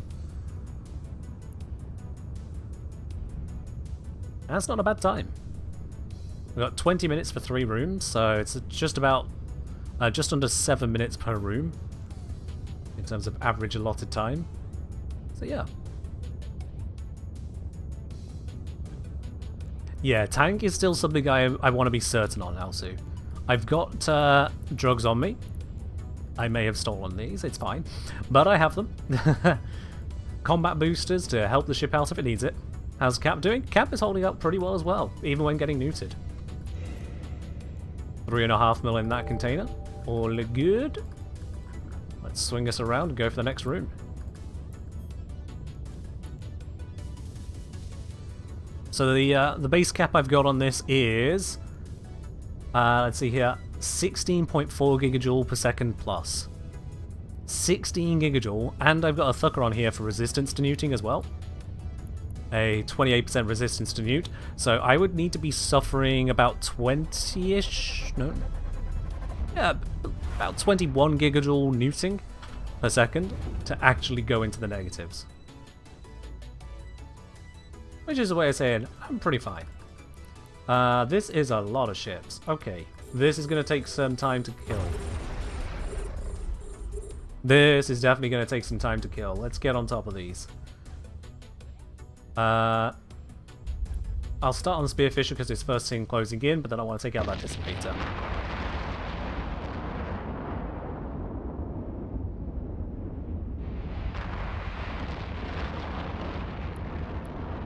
Dissipator next, there we go. Have we got any more Dissipators? Nope, just the one there. So these Illuminators will be next. Or do I go straight for the Scyllars? I think I might go straight for the Scyllars actually.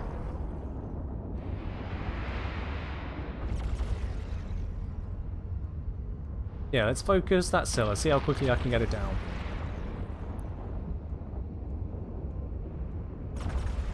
Oh, I'm being neutered by the other Scylla. Okay. That's a little unfortunate.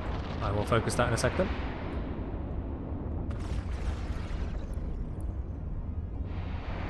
Yeah, cap recharge peaks at 25%, but you don't want to let it drop below 33. 25 is absolute peak, but if you drop below that, it just plummets. 33% is about the last stable point where you've got a little bit of buffer before hitting 0. Hey, Gaz, welcome on in. Hope you're doing well. Looks like I am stable in this room as well, so this is all good. One of the other benefits of staying with the T3s for the moment is that I can still focus on chat more. I'm in a battle right now against NPCs. Well, that's what we're doing the entirety of the stream here, is we're against NPCs. This is basically, if we think about it, this is kind of the love child between EDA and just any hardcore game where you lose everything. So yeah, this is Eve's version of EDA. But instead of being forced into random loot, we're forced into random opponents from a specific list. It's always 3 rooms. Those opponents will challenge you in some very curious ways. There are area effects, there are environmental effects, cloud effects. Yeah.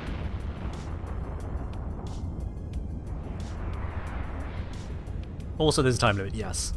Finish them all in 20 minutes or perish. Evil Eye Extraction Shooter. I've never actually played an extraction shooter, but I think you're correct, yeah. A cauldron ship, that is a loot container. I'm orbiting it because there's no point trying to orbit these. Doesn't do anything to deal with them. I'm just gonna approach that now. We're getting close to the finish of this particular room. My drones are gonna blow up the cauldron. Huzzah! Let's see what loot I got from this one. 2.7 mil. Upkiss, really. Drones, come back in. There we are. That is 2 rooms down, 1 to go. And I've still got another 11 minutes on the clock. Easy. But I played Warframe. I still play Warframe. Yes, it's just on a Friday. I usually play not Warframe. I know I've done a lot of Warframe Friday streams recently, but things needed it. How to play this game tonight. Any tips? Definitely do the tutorial and then follow up with the career agents. That will take you a couple hours. It's hella worth it. Oh, another Overmind. Okay. Double Overmind run. As we do. Also, in terms of tips of Eve, ships are not characters. Ships are ammunition. Expect to lose ships, be prepared to lose ships, and do not be mad about losing ships. Also, don't accept defeat advice. I don't think they'll need to worry about that just yet. But yes. How have I not played extraction shooters if I didn't play Warframe? Easily, I just didn't play them. I don't know what games on the market currently exist that are extraction shooters. I simply just don't know.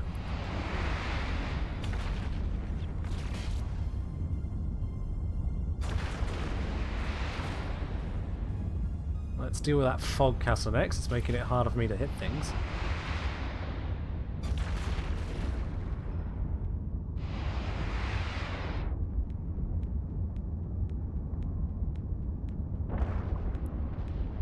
Now, gaze dimmer.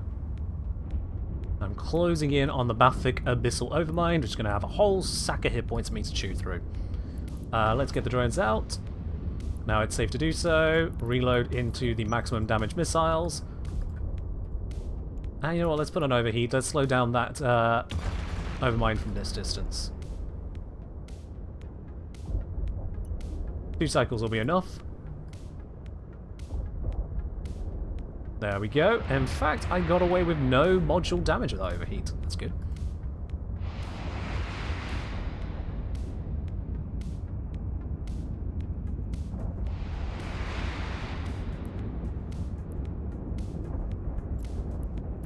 Alright, let's close in our distance.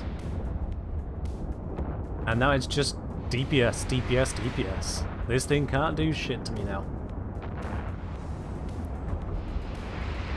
There's an Eve spin-off extraction shooter. So I've heard they're doing such a thing, yeah. If it's Eve Vanguard, I've seen glimpses and I'm not that impressed.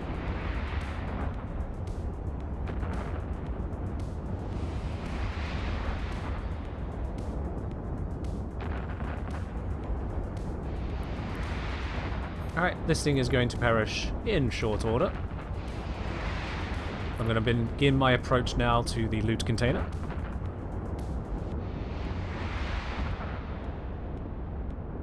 Is Cerberus still around? Yeah. I recall Cerberus saying something to the tune of Citadel's ruined Cerberus market, but I'm not sure it's a complete decimation. But it did certainly have a serious impact on super capital trade through Cerberus.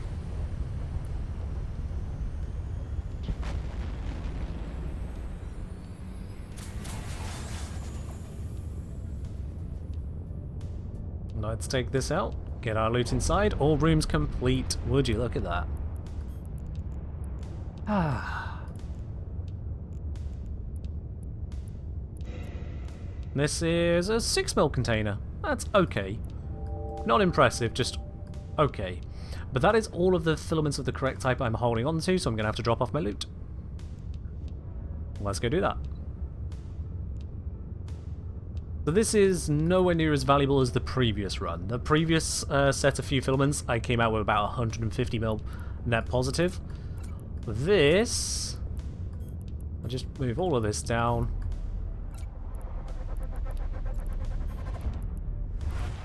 So we got 39 estimate there, and then a little bit in these, so probably about 45. That's a lot lower. There we are. Shouldn't blow the top bit so we can see the timer still. Yeah, I should be able to adjust that a little bit. Hold on a sec.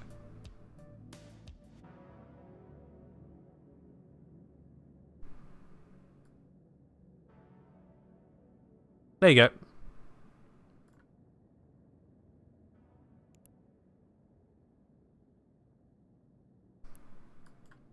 And that blue one is just, I've recently changed location, so I'm invulnerable until I act or until it times out. Alright, well let's take this loot and dock up with it. Quintus, this could be of interest to you in particular, as we've discussed this in the past, discussed similar things in the past. You know how when you warp to a station, you warp to anywhere within 2,500 meters of the boundary point of the station, unless you use a save dot bookmark. And so there's a chance you land out of range. You're familiar with that, I presume? I know you are, I'm just kind of laying the groundwork for where I'm going. So, we've discovered it's possible to guarantee you always land exactly on the boundary of the station. No prior bookmark, no hacks, you just always land at 0. And yeah, you can do this with asteroid belts as well. Always at 0. Would you like to know more? It's a very real thing.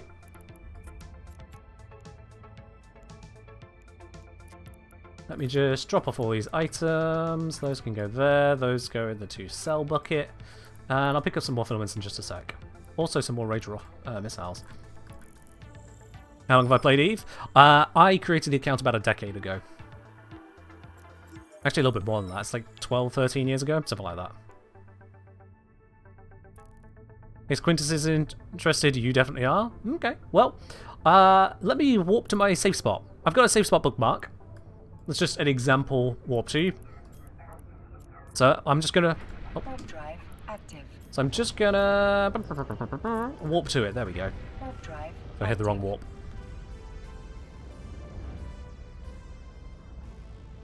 Now, this is going to be absolutely terrible if it turns out it doesn't work right now and I look like a moron, but I think this should work.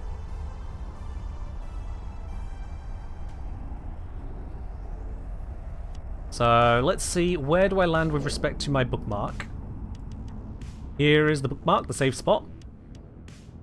And would you look at that? Would you look at that? I am bang on it. 0 meters distance. It is inside of my ship model. Bang on.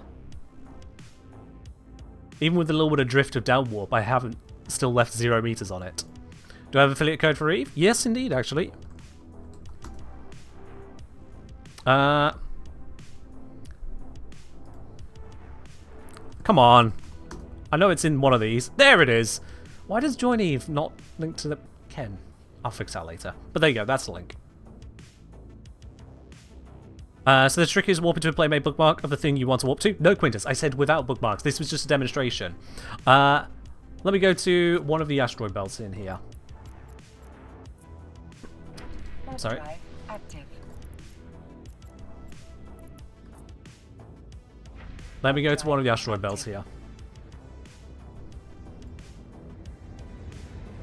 So I've just chosen top belt. I haven't done anything special with it. I'm going to planet 1, belt 1. I'm just going to warp straight to it. No fancy tricks. No bookmark. I don't think I have a bookmark in that belt at all. There is the asteroid belt. We're closing in, closing in, closing in. And I am, again, if the thing doesn't bug out, again on exactly 0 meters. I am right on the warping for it.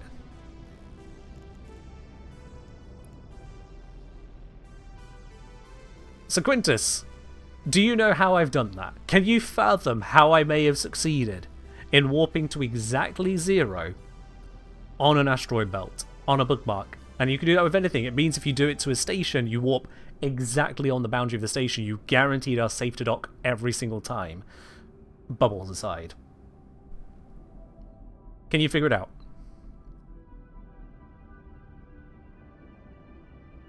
So default to 0.1m. Doesn't work. There's still that warbling if you don't do it correctly. It's not a default warp distance. Nope. You set a default warp distance for a normal warp, you will still end up with that 2,500 meter radius around the point. There is that built-in variance to basically every single warp except for this one warp mechanic. Oh, no, Rob, sorry, no. You're talking about affiliate code. I'm not part of the EVE Online creator program, so sorry, no. What I've got you there is the link to join EVE Online. Or if you've already created an account, you can still use that, and you get 1,000,000 skill points if you've not done it through any other link before now. And I get a small kickback from that in the form of I get some training boosters to gain skill points faster. But yeah, partner code, that ain't me, sorry. I'm not an EVE partner. So Eve, sorry, not Eve, Quintus, the way this works is that I'm in a fleet with myself, just myself, using the relative formation warp. In order for relative formation to work, as we've discovered testing this out, it has to maintain everyone's position perfectly. If it had that 2.5 kilometer variance on everyone's position, on warp after warp after warp, you would end up drifting out of position. There'll be noise introduced into the warp. And this is how they got around that. They made it where the warps are exact when using relative formation. Which means, if I warp to 0 on something, relative formation, I will land exactly on 0 every single time. It is not easy to get hold of. You need level 5 in the goddamn formation skill. I spent 1,000,000 skill points on leveling that one up to max. From 4 to 5 million skill points.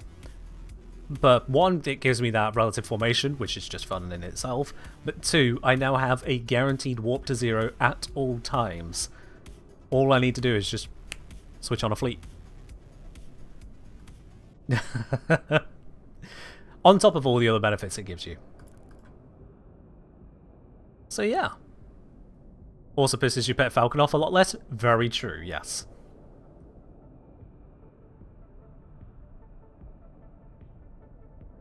Fleet warp shenanigans sound vaguely familiar. I haven't played the game in over a decade. So you could always fleet warp and do stuff like that. Oh, hello, someone coming here to mine.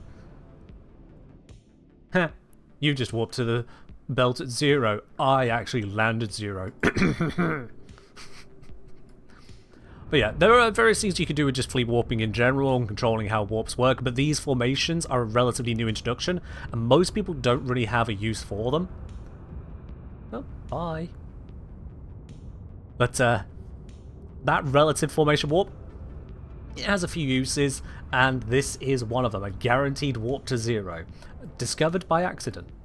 And I wouldn't say it's worth the skill points, but if you're the kind of person who's going to spend a bunch of skill points on trading to perfectly refine Besnacine, you might also be the kind of person, Quintus, to spend the skill points on a guaranteed warp to 0.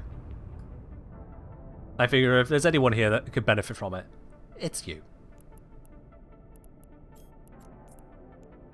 That'd be my guess anyway. Drive active.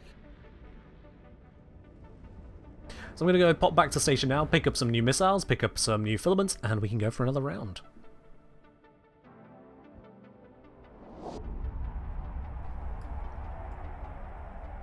But yeah, you can use that level of granular control pretty nicely, and then just relative warps are nice as well.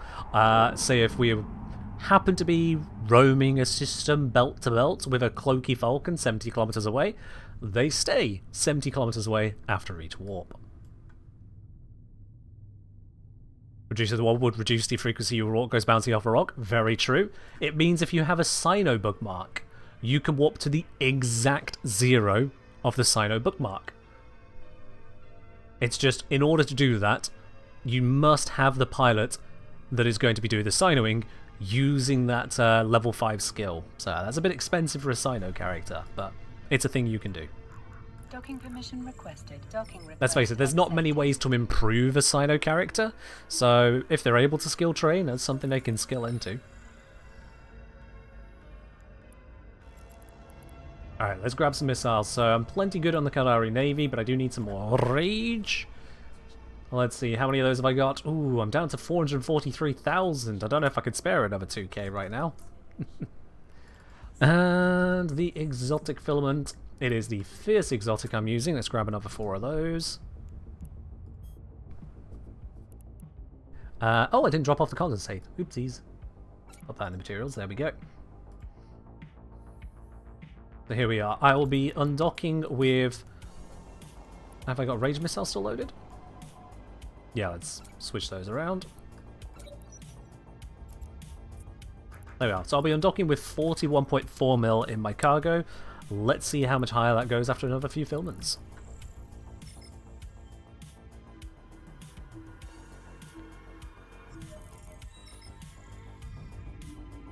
Oh yes, Quintus, yeah, if you warp to something at the perfect distance, you can avoid the decloak. Bear in mind that won't be just like 2001 meters, because there's going to be hitbox size and drift.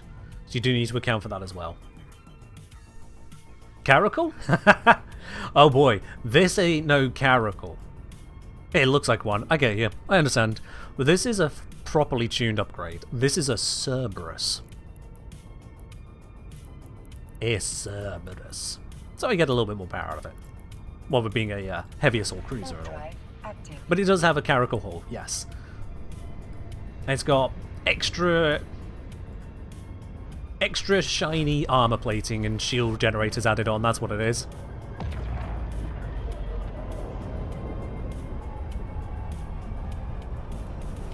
Have I considered running ADC yet? So far I've not needed to, Alsu. So far I've not needed to, so instead I can have the extra damage. But I could swap out a BCS for an ADC, you're absolutely right. I think when I do trial out a T4, I think that might be a good idea to swap out one of those for an ADC, just as a backup plan. But it shouldn't need it. Getting the vibe of it so far, it feels like it's got enough tank that adding on the ADC, especially for the martial rooms, maybe. Again, so far the marshals haven't been a problem, but I've only come across one marshal at a time so far. How's these compared to loot balls that keep appearing? We're not going to see any more loot balls. The loot balls are done, bite. That was a very special one-time event kind of thing that happened twice. Well, actually happened 4 times. But it's a one-time event. Yeah. They have an Alpha Strike that's a threat to your Gila. I mean, what's your Gila's EHP and shield? What is your Gila's EHP and the shield? Alright, I'll give Alsu a moment on that, because I'm actually curious as to what Alsu is dealing with. Alsu has done a number of these filaments as well, in a different ship to mine, so I'd like to get a comparison as to the risk and difficulty of going up that tier there. 35k EHP and shield. Okay, so with just this turned on, do you remember what damage type the marshals use? In any case, in shield, I don't have that EHP. Excuse me. Yeah, not even close. In EM, I've got about 5k. A little bit over. So, I'm not entirely sure what you're experiencing, to be quite honest. You want to say they do kinetic explosive? Okay, it gives me a little bit of a better experience. Also depends on what you're running. If you're doing a exotic or if you're doing a firestorm. In any case, let's get this activated, verify that I am satisfied everything is in the correct spot. I've got my missiles, I've got the drugs, I've got the keys, they are the correct key. Yeah, let's do this.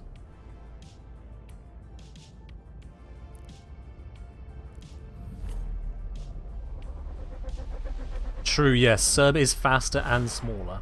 That is true. So I'm not using extenders neither. Tank on. What do we got? Vedmak, Damavix. Alright, let's do this. Let's start on that Vedmak, because that is a starving Vedmak. That is a big bad problem. Let's definitely get that Vedmak down ASAP. Gonna move to orbit this because I'm gonna have no range control over these lot.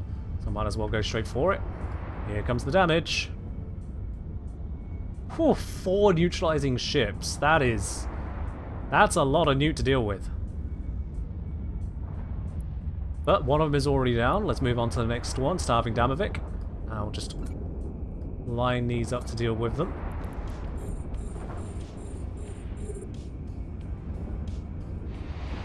Marshal's a thermal explosive. Okay, so I've got full tank against that then. Because explosive on shields and thermal against Cerberus. I've got T2 resist base worked in. On top of the fact that exotics don't have to worry about that. Yeah, I should be fine. The Skybreakers, however, with that heavy EM, that is a risk to me. I am running minimum EM resistance. Well, nearly minimum. I do have an EM rig, but not a lot of resistance. There. Alright, Cap is going to start stabilizing. I have got rid of all but one starving ship. Let's get the drones to pop this container. Might as well get the value out of it now.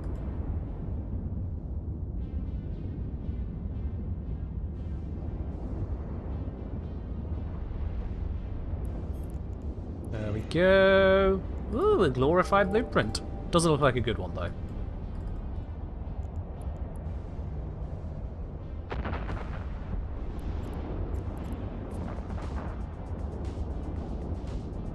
Taking out the Ghosting Damavik, which is reducing my ability to hit with these missiles. So as soon as it dies, these other two will die even faster. And the other two are just DPS, so they're no concern. That one's down. Let's take out the last two. The ease of missiles hitting just is beautiful. Which module is the glorified one? Glorified Decayed Stasis Web. So it's tier 1.5. Not really what I'm interested in.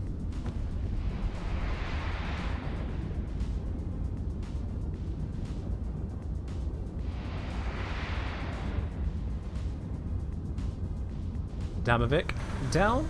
Reloading the missiles, and whilst they reload, let's jump through to the next room. Loot's already scooped. At least I'm fairly certain I scooped it. Bit late to check now, I know. Yeah, I scooped it. Okay, another room with trig labs, but also a bunch of drones. Okay, harrowing Vedmak should be my primary target. Wait a moment for it to get a little bit closer. Tangling, starving. You know what, actually, I'd change my mind. I want to deal with that tangling quick. Before the Vedmak gets in full range, let's deal with the tangling Damavik. A bunch of spark needles as well, so they're going to hit through my resist hole. Not great. Alright, now let's get that Damavik. Vedmak, and then I'll deal with the starving Damaviks. Then it'll be the spark needles. Their DPS shouldn't be a concern. I'm not going to over-rep here because my cap is... no, my cap should handle, actually. My cap should handle.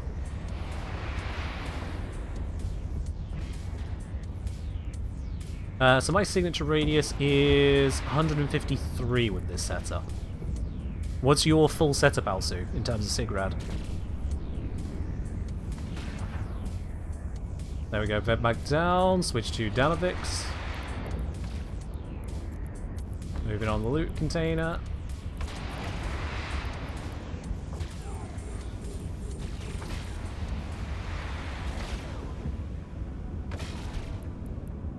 Get Hornets out onto loot container. Damavik 2 can start going down. It'll be easier if you just simulate it, Alsu, because I am kind of in the middle of, you know, this. So if you're able to link the feed, you can just simulate it for yourself and have a look. Also pull the drones back in, they've done their job.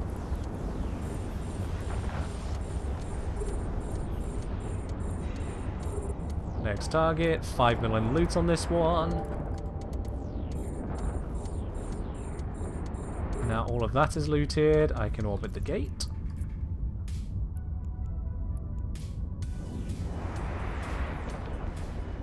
And yeah, I just really cannot be bothered to put in the APM and effort to loot those extraction nodes. They're just not worth it. My setup is currently not using a pod to boost it, no. So I could absolutely take the tank further by using a crystal set, and I could take the DPS further by using some missile implants. That would be for T5, T6 territory, which is not territory I intend to get into anytime soon. Certainly not whilst live streaming. That is a good way to make a very short live stream. It is against the rules to stream snipe. It does not stop people from stream sniping.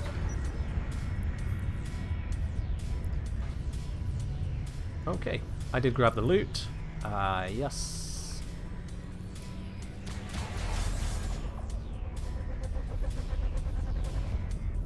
Now, if I were using a shiny setup with shiny pod, the suicide gang chance goes up a lot. I don't want to do that. So this is a affordable fit, one that can tank better than it's worth to kill. Alright, let's deal with these. Escorts. Although those firewatchers are probably actually the real threat.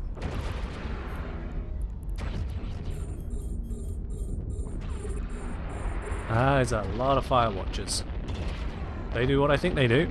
I need to kill them quick.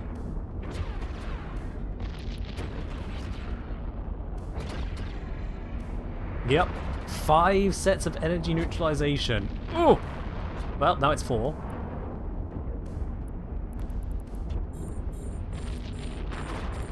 There is a looted preserver. That's definitely a repair-focused ship. You are absolutely a target. We're having none of that repair-focused BS.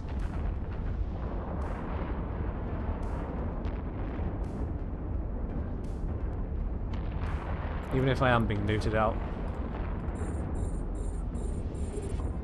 There we go, that is down. Drones out, deal with this cash. Oh, fair to aid, Sunrise. Yeah, I started EVE like 12 or so years ago. I've been off and on it. Grab the loot, 9.5 mil, fair enough. Let's move in to orbit this. I should probably deal with those newts, so my cap is actually down to 40%.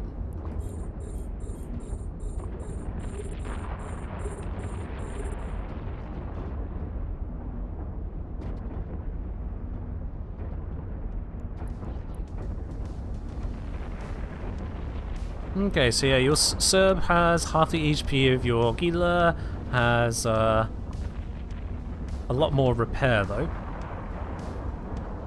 That's kind of how it goes.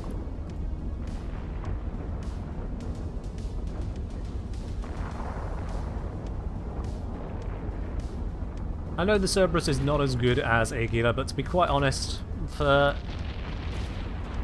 this kind of gameplay, it works out for me quite nicely. It works out quite nicely. Also, yeah, my top speed is usually a Fed Navy. I've got 696.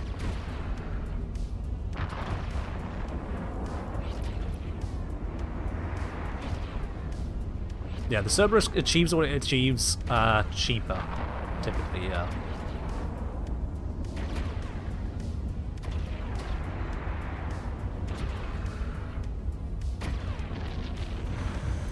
And there we go, room complete.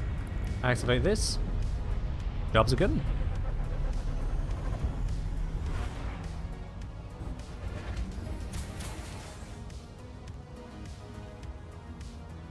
Okay, so you're slightly faster in the Gila. Fair enough. Now do this in a Punisher? I will pass, thanks. I will pass, certainly on the tier 3 side of things. T3 exotic. Okay, so far we are up about like 10 mil on those 2 runs. Nothing crazy, but it's still profit. Let's go ahead and run the next one.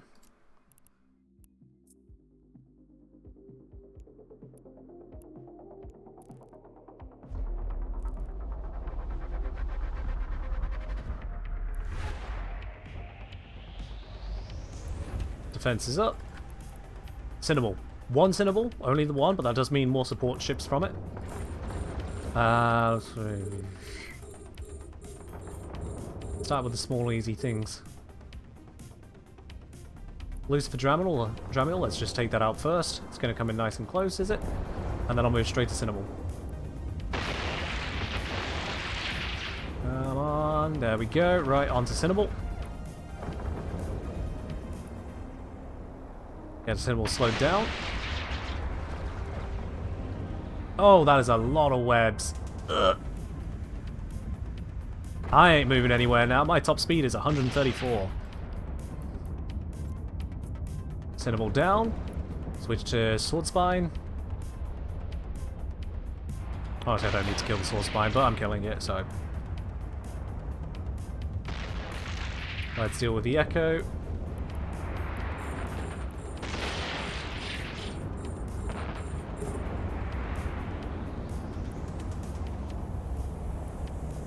Dramiel.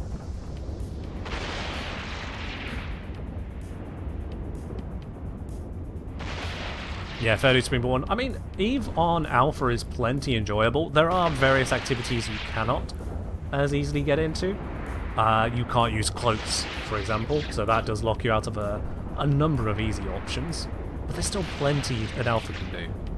And for anyone who's unsure what I mean by that, Alpha is the free-to-play account. You can stay free-to-play indefinitely, and if you ever go pay-to-play, you can always switch back to free-to-play.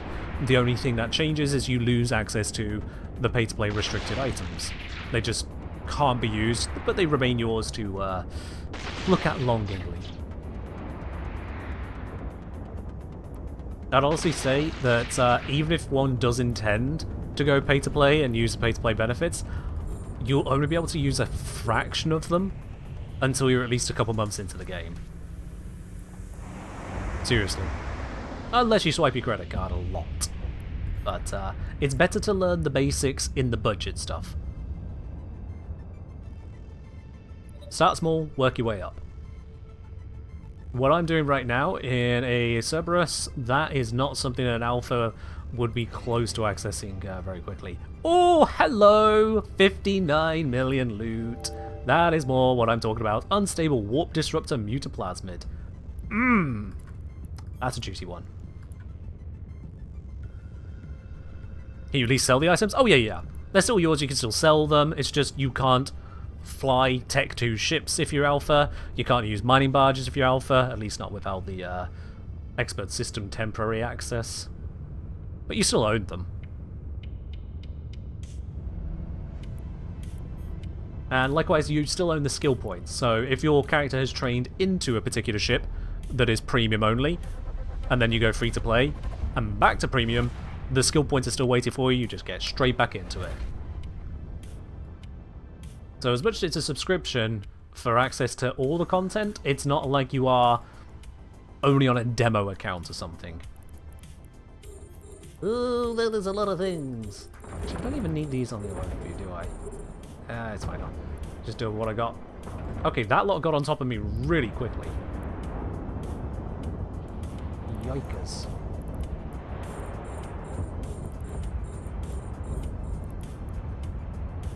Take them out as quick as I can. Hydrate. Cheers.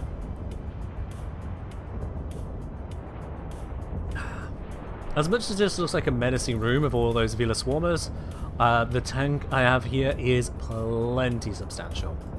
Alright, let's deal with that tangling Damavik. There's another Damavik to target, there we go. Some ships are able to equip a smart bomb, and this is what they use them on. All those small little drones, but it just doesn't seem worth it. Do these rooms with an automata suppressor? Yeah. There is not one here. Yeah. That's fine. Let's orbit this. Actually, I can just target and kill it.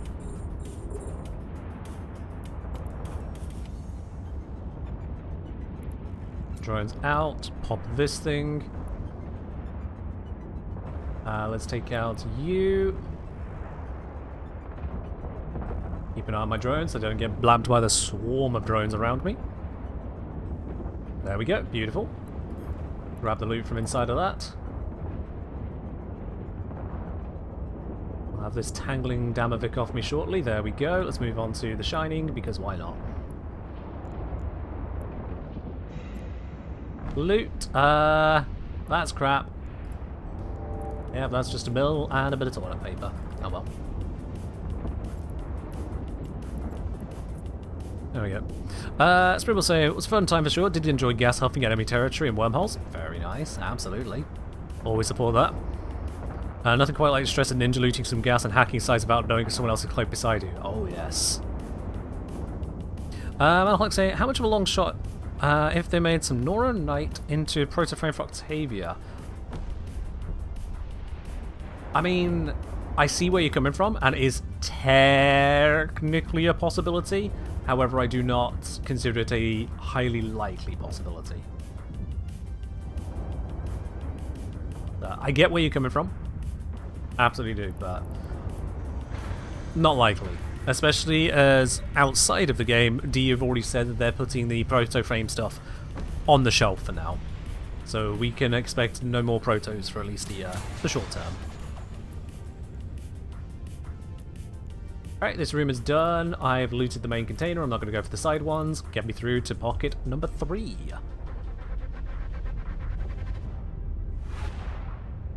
What have we got in here? We've got 3 of those battle cruisers that I absolutely want to stay away from, and a couple snare casters. Oh, that's a nasty combo. That's going to slow me down and then have things which get close to me murder me. So let's not let the things slow me down so they can't get me in range of the nasty guns. Thank you very much. Damage on something? Oh, we got a... Oh, hello. Well, aren't you useful to see? Turn ship around. Take that step up there. I am webbed. Oh, no. No, no, no, no, no, no, no. Kill the webs, kill the webs, kill the webs, kill the webs, kill the webs. Kill the webs, kill the webs, kill the webs, kill the webs, kill the webs. They're getting closer. It's on top of me. Move! Okay, it's moving, it's moving, it's moving. We're pulling range. Ooh, okay. A little bit closer than I wanted that to get. I'm not sure exactly how much damage those grips put out, but especially if they're spark grips, that eats straight into my resist hole. That is the damage type I do not want to be taking. Ever. Also, do these guys just not take damage from these? Are these not considered drones? Alright. Screw you, game. Wait, why is that one all the way up over there? Is it dodging this? Huh. I thought they'd just fly straight into it, but it's actively dodging it by the looks of it. Works for me.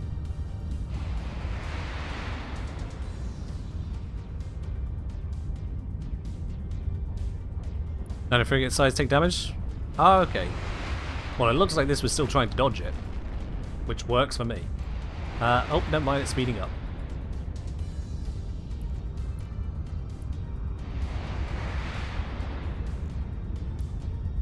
You can stay all the way over there, thank you very much. Did I customize my own overview? Yes, I did, yeah.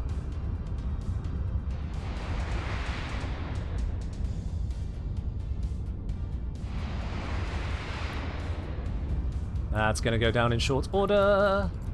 Beautiful.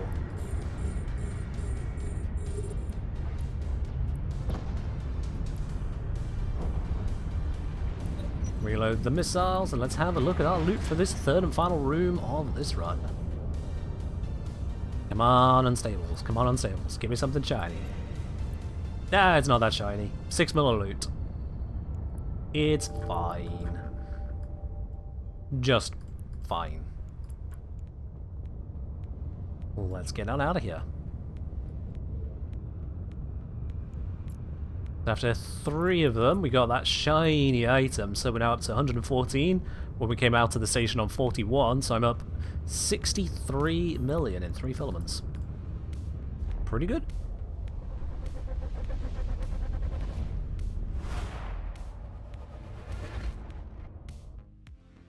Alright. Let's get ready for another run. I've got another 2 exotic filaments on me. Another 2? Did I pick up one then? Huh. Works for me.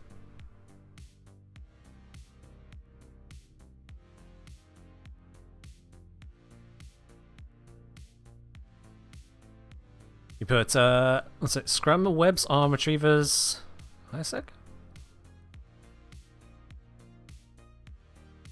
I mean, you wouldn't need them much in high sec for scram webs, but I can see it in wormholes.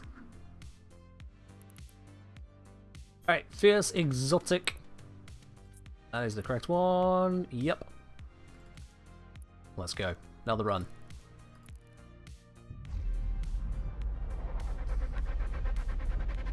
Damn it, Ulsu, a pet falcon does not solve everything.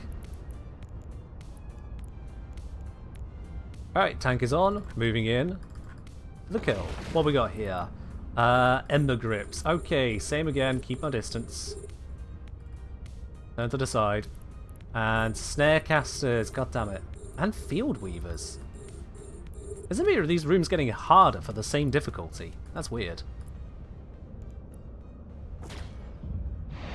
Definitely going to need to keep my distance once again.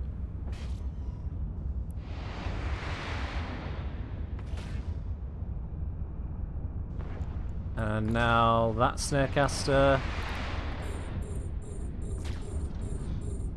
It's closing range. I'm taking damage. And it's a spark grip. It's the really dangerous one to me. No, no, no, no, no, no, no, no, no, no, no. Get away from me. Get away, get away, get away, get away, get away, get away, get away.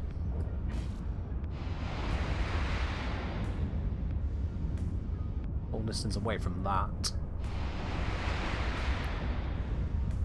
Now the field weavers are repairing it. Now to see how that comes together.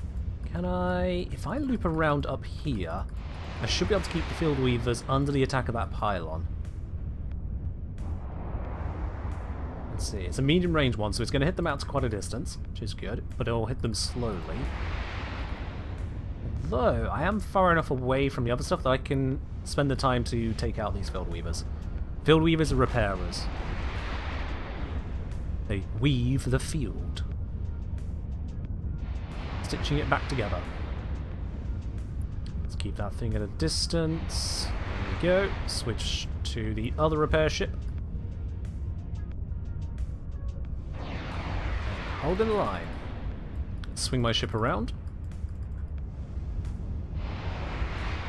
There we go, both of those are down. Let's move on to the Ember Grips.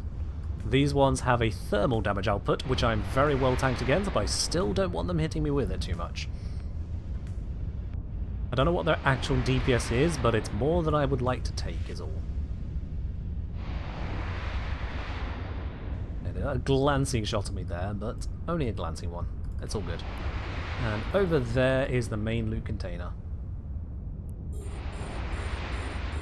Unfortunately, because of that, I can't throw my drones at the container. Drones would take damage.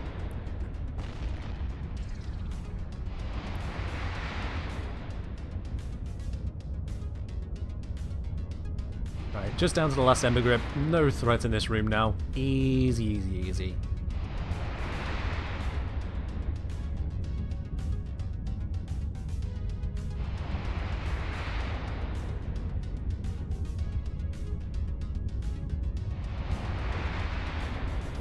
Looks like we should be all good.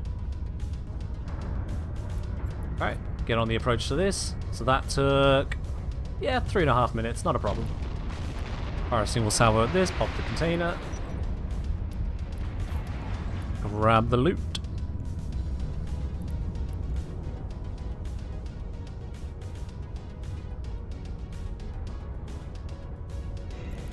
Loot is 2.5 million, nothing special. That's fine. Missiles reloaded, correct type. On to next room.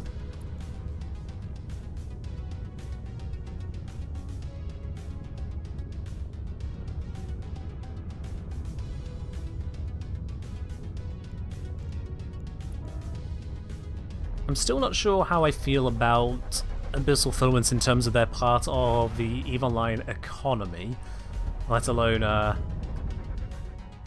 how they kind of break the rules of engagement. But still, it's fine. Oh god, it's more of the grips. Stop. And that's a lot of Field Weavers. Holy shit. They've got nothing but Field Weaver support. Okay. So I should probably take those out first, because those are going to rep the hell out of them. That's a lot of logi.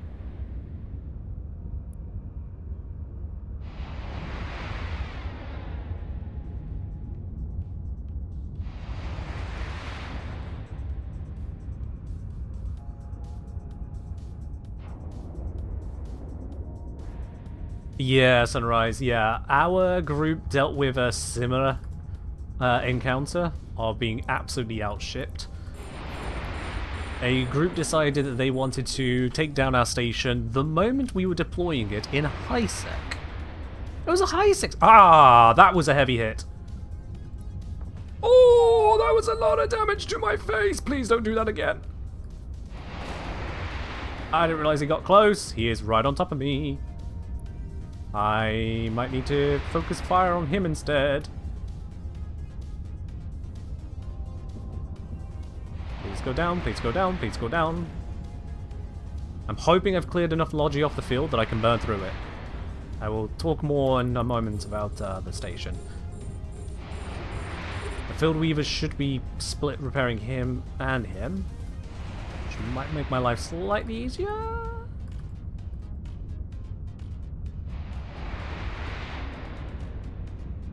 Okay, good. So that one that was threatening me at least is going to be dead. And then I can focus on dealing with the Field Weavers again.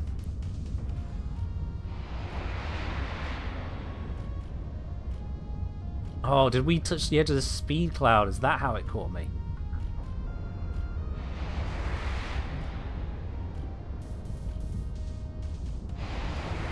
Let's do a tight loop under it then. Should be able to keep range from that blast grip over there.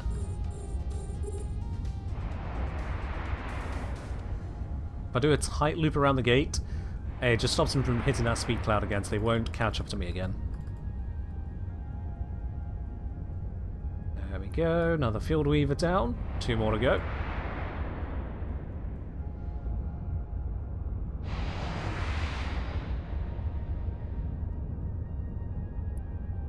One more to go. And as I take them out, they each get quicker to kill because nothing is repairing them. There we are. Now it's just a case of the blast groups, which will have nothing to repair them now. But yeah, in terms of the station that came under attack, the group that attacked it brought in, I think it was something like 4 Leshaks or 5 Leshaks, as well as 2 Guardians.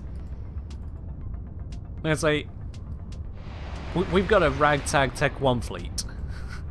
We had an Armageddon, a Brood 6, a Drekavac, a, what's it, Griffin, Executor, Atron, and I think a Vexer to round it off. Yeah, very much kitchen sink what we could put together for an armor fleet. Early days for the group. But because we put together the fight and gave them a proper fight to the death, we didn't kill any of their ships, but the honor was there, and so they decided to let our station live. A module has run out of But I acknowledge it was entirely them choosing to let us live. Yeah. But it's fine. I knew that that was basically going to be the situation. They didn't strike me as a group of overly aggressive people. They just wanted to have their fun and otherwise profit if we were not capable of delivering that. But because we showed that we were not just people with far too much money and no gameplay behind us, they respected us and let us be.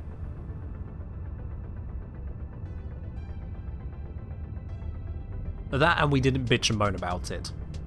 If you play like adults, you get treated like adults. If you bleat like a little baby lamb, well, EVE players will take the lamb to slaughter.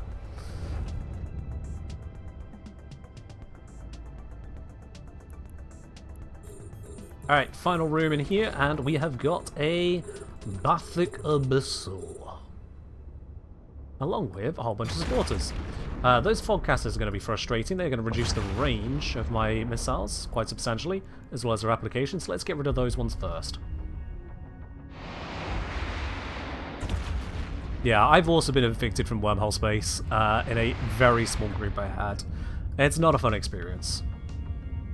It is not a fun experience. It's why I'm not making any push to return to wormhole space. The stakes are so high living in wormhole space, and I gotta say the rewards are just not there for it.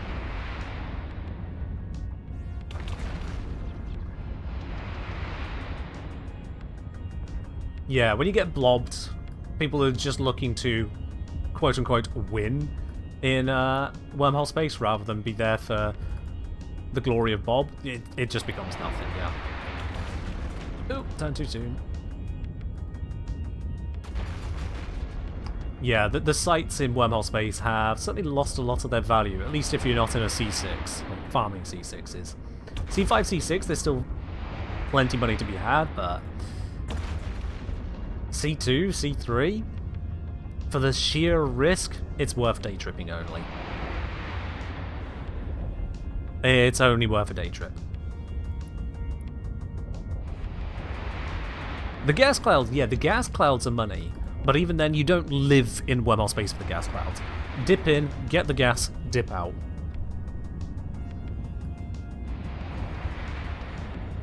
Living in them, again, it's just not worth it. The sheer cost of stations, there's no kind of asset safety. I know there was never asset safety in terms of...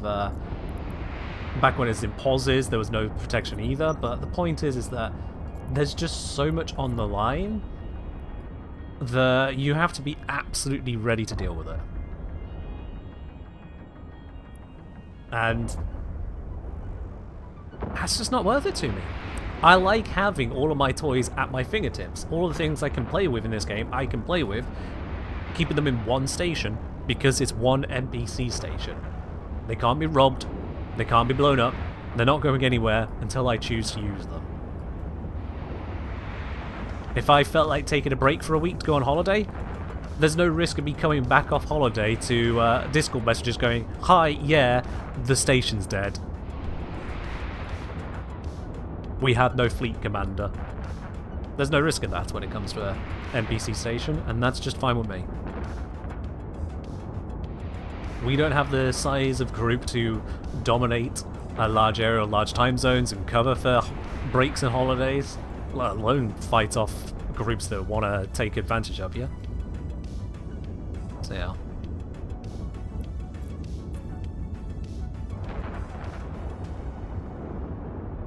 Springborn said, no, I shouldn't because it's a time sink I can't afford at the moment. This makes me want to jump back into Eve for a bit. I mean, all games are a time sink. That's how they work. Why did I choose to approach this guy? I'm not belt ratting. Sure. Yeah, all games are a time sink. The point is managing your time so that you only sink time you can afford. And when it comes to Eve, certainly because of the sheer scale of the game, having yourself prepared, knowing what you want to do, and just going straight for it with strict time limits helps you keep on top of it. If you allow yourself to just kind of drift and vagary between idea and idea, then yes, you will lose too much time to it.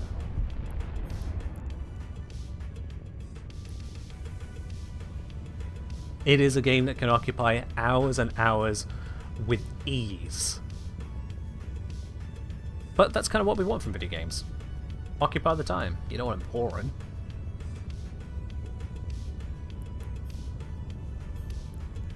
It's all about having things in moderation.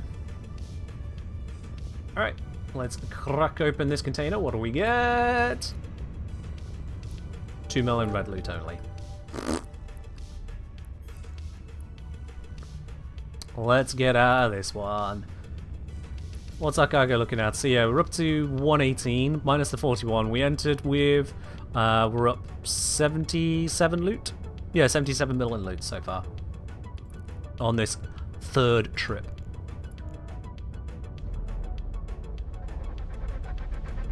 Oh, it was a Myrmidon we had, not a Vexer. That was close. So yeah, they had a Leshak. We knew it was bait, but we went for it anyway. They had a Leshak. We had Exec Armageddon, Myrmidon Atrium, Brutix Griffin, and Drekovac. And then, yeah. More arrived. In came another Leshak, in came another, in came Guardians. Yeah. We were outgunned and outclassed. And the Citadel was not appropriately set up to deal with Guardians. If I'd known we were going to deal with Guardians, I would have fitted differently in the first place. I couldn't do a refit because it was already reinforced. But yeah. The station is better fit now, though, for that kind of a thing.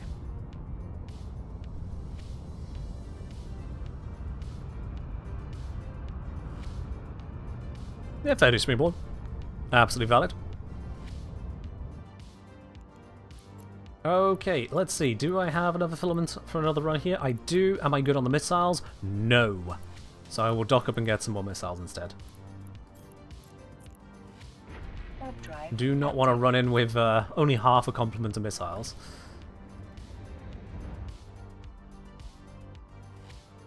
Oh, we have got time to do at least another one run. At least.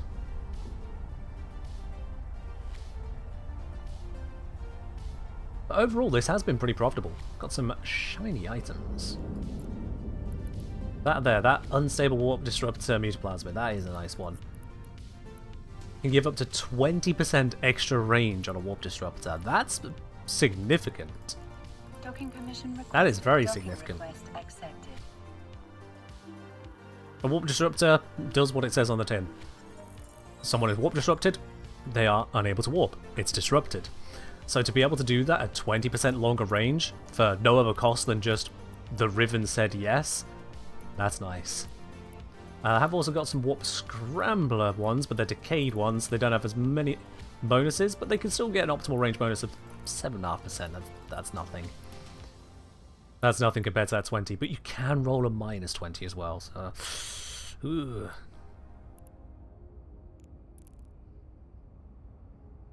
Yeah, you slap that onto a high base range Warp Disruptor, get a good roll, put it on a Razu, oh yeah. You're gonna get some serious range on that there. Dangerous range. Now let's see. if you get an Arazu, Arazu gives up to 100% range bonus, and in Eve, pretty much all bonuses are multiplicative. So 100% range bonus there. And if we go Warp Disruptor,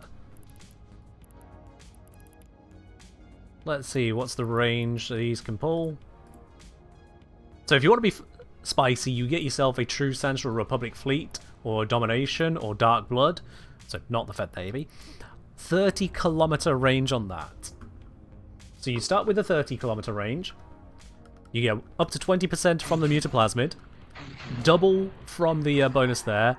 Overheat for another 20%, I think it is. And Liam joins in. At the moment, we're doing the math there. But that's 86k without links. Woo! Liam, welcome in. Thank you very much for the raid with your community. Welcome all of y'all. We are currently on EVE Online, one of the most lethal cutthroat games in the world, and, well, we're doing absolutely fine. We haven't lost a ship on stream today, which is positive, as always. Hope you've had yourself a wonderful stream yourself. What have you been up to? I'm presuming Warframe, but who knows? You're raiding me on a non-Warframe day. Maybe it's been a non-Warframe day for you. Just shove the materials where they go. Let's drop off the things I need to sell. I want to keep that. I want to sell that. We're using that. These I keep. Those I sell.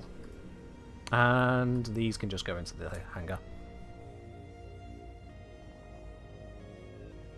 Yeah, 86k with no links. With links, you'll probably reach 100. That's scary. Let's get some Caldari Navy missiles added in again. I am running a little bit short on these, actually. I'm going to need to buy some. But I'm good enough now. Good enough for another run. Actually, could afford 2 runs. Let's go 2 runs. Actually,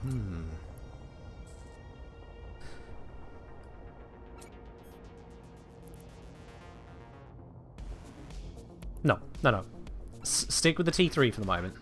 Stick with T3. I'd want to up tank for a T4, just to be certain. Let's go. You remember this game being on the news? Yeah, it's been on it plenty. A lot of people describe EVE Online as one of the best games to ever read about. And they're not wrong. They're not wrong. What do I recommend for LP purchases out of SOE? You'll want to use Fuzzworks also to check what is the best going items at the moment. I recommend checking the Forge buy prices, not sell, because sell prices can have some stupid inflated items. But yeah, use the website Fuzzworks and its LP store evaluator. That'll tell you the best things to purchase. Alternatively, you can do buyback and trade over the LP to Corporation and let me handle all the logistics. You just get the money.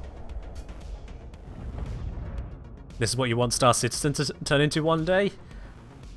I don't think Star Citizen is going to turn into anything other than a EVE Online scam. I've seen bits of gameplay of Star Citizen. I have seen people talking about it, and to be quite honest, the fact that, if nothing else, it really goes to show the sunk cost fallacy is true.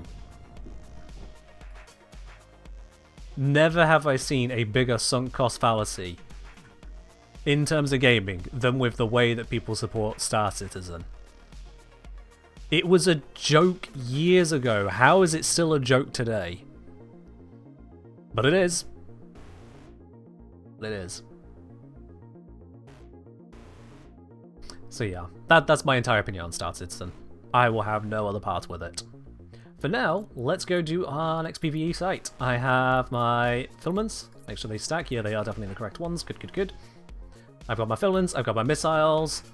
I've not got the correct ones loaded. Let's switch to correct ones. Why was I using Rage? Did I do it again where I just sat on Rage for an entire... Whatever. Whatever. I do need to pay more attention to when I switch to Rage and not. Ah. Coworker yours bought someone else's account for $9,000. Wow, okay. Well, some people fooling their money. You know how it goes. Alright then, so we've got some blast grip Spark Grip and Ember Grip testers coming in. We also have 4 Field Weavers on them. Alright then, let's unlock the Ember. Ember will be last. Ember's where I've got my strongest tank, I think. Let's bring ourselves in carefully. I want to tear through these Field Weavers. What's my opinion on Eve? Eve is... It's a complicated game to rate. It's got a lot of good, but it's got a hell of a lot of bad as well. It is definitely a time sink game, so if you want to get the most value out of it, it's not something you're going to drop into for 10 minutes and walk away again. Game sessions on Eve are rarely 10 minutes. Let's get these Field Weavers out.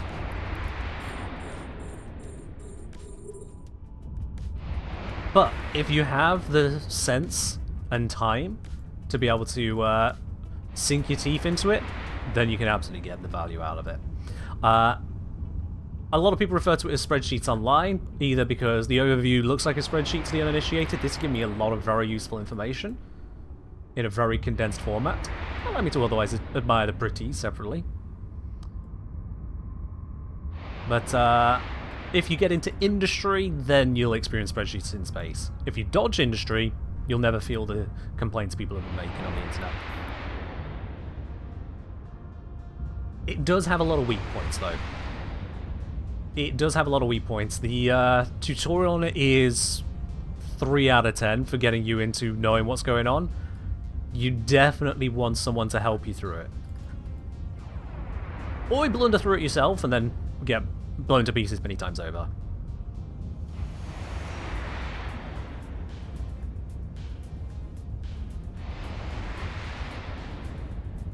Those things are closing in a little bit. Don't like that.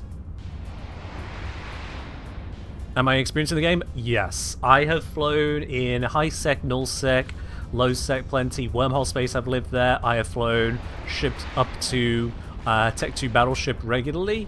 I have access to capital skills, but not had a need to fly in capital.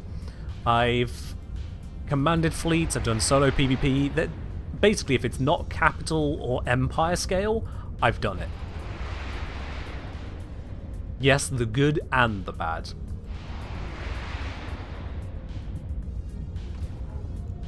Hero to some, villain to others, been there, done that.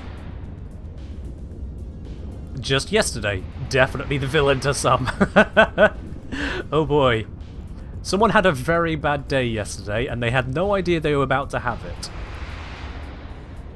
They were daft enough to accept a fleet invite from myself, which is something you should never ever do if you don't know who is sending you the fleet invite and why. Ooh, I'm very close to that ship. We'll be fine. They accepted a fleet invite. 10 seconds later, I had taken control of their ship's navigational capacity, moved them away from the station they just undocked from, teleported them to pirate space, whereupon the rest of our group was waiting, guns hot and ready.